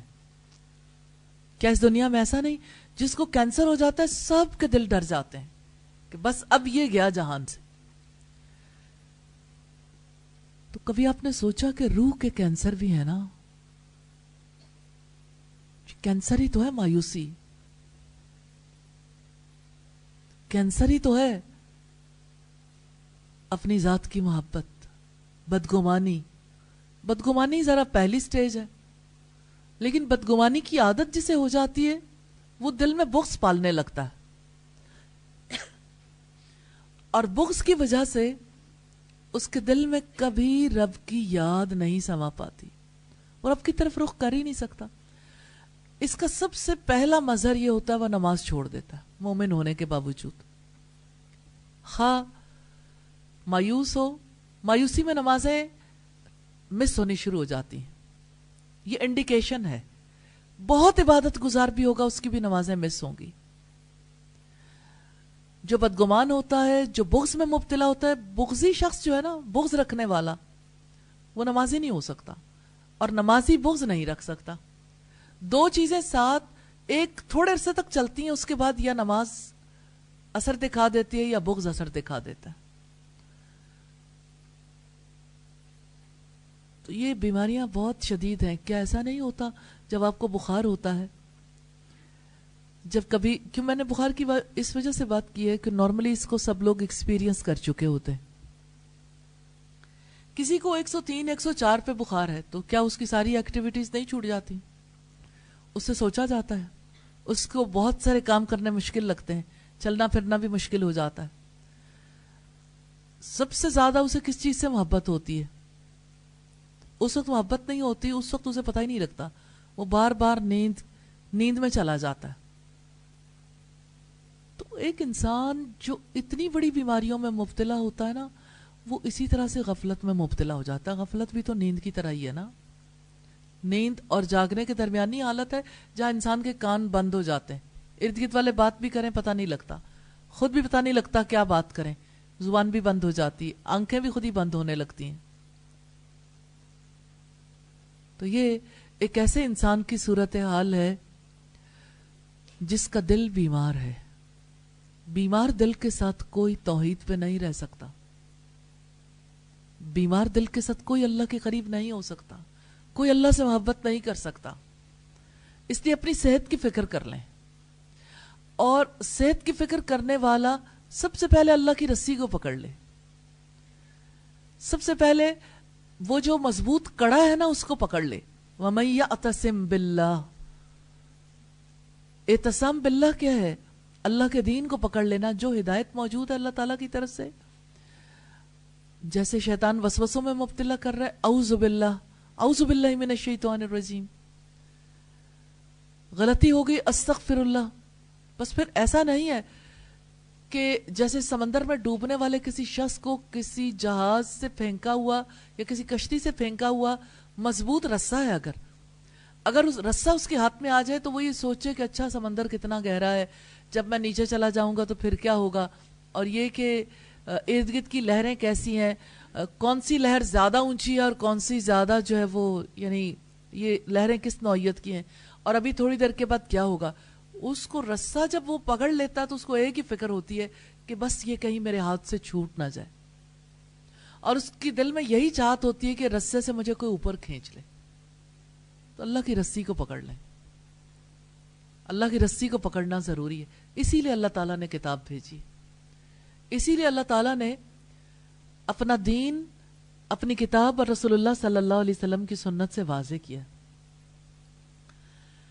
تو اپنی یادوں میں اللہ تعالیٰ کو بسانا چاہتے ہیں تو اللہ پر یقین کر لیں. یقین بہت ضروری ہے, اور یقین جانتے ہیں کب آتا ہے؟ دو چیزیں آپ کے لیے سپورٹ سسٹم ہے. ایک آپ کی اپنی ذات, آپ کے آرگنز, جو آرگن سپورٹ سسٹم ہے اس پہ غور کر لیں کیسے ورک کرتا ہے, کیا قدرت ہے اللہ تعالیٰ کی. اور دوسرا لائف سپورٹ سسٹم ہے. لائف سپورٹ سسٹم جو کائنات میں, انفس و آفاق میں غور و فکر اسی کو کہتے ہیں. یا اپنے آرگنز میں غور و فکر کر لیں یا پھر آفاق میں غور و فکر کر لیں. تو مومن سدا ہی ایسی زندگی گزارتا ہے جہاں پہ وہ جو کچھ دیکھتا ہے دیکھ کر اپنے رب کو پا لیتا ہے. پھر وہ اپنی یادوں میں اپنے رب کو بسانے کے قابل ہو جاتا ہے. پھر جانتے ہیں اسے اپنا رب کہاں دکھائی دیتا ہے؟ اپنے آنسوؤں میں. جب آپ کی آنکھ میں آنسو آتا ہے تو ساری دنیا دھندلا جاتی ہے نا. پھر جب آنسو ٹپک پڑتا ہے تو آپ کو پھر کلیئر نظر آنے لگتا ہے. سبحانک اللہم و بحمدک.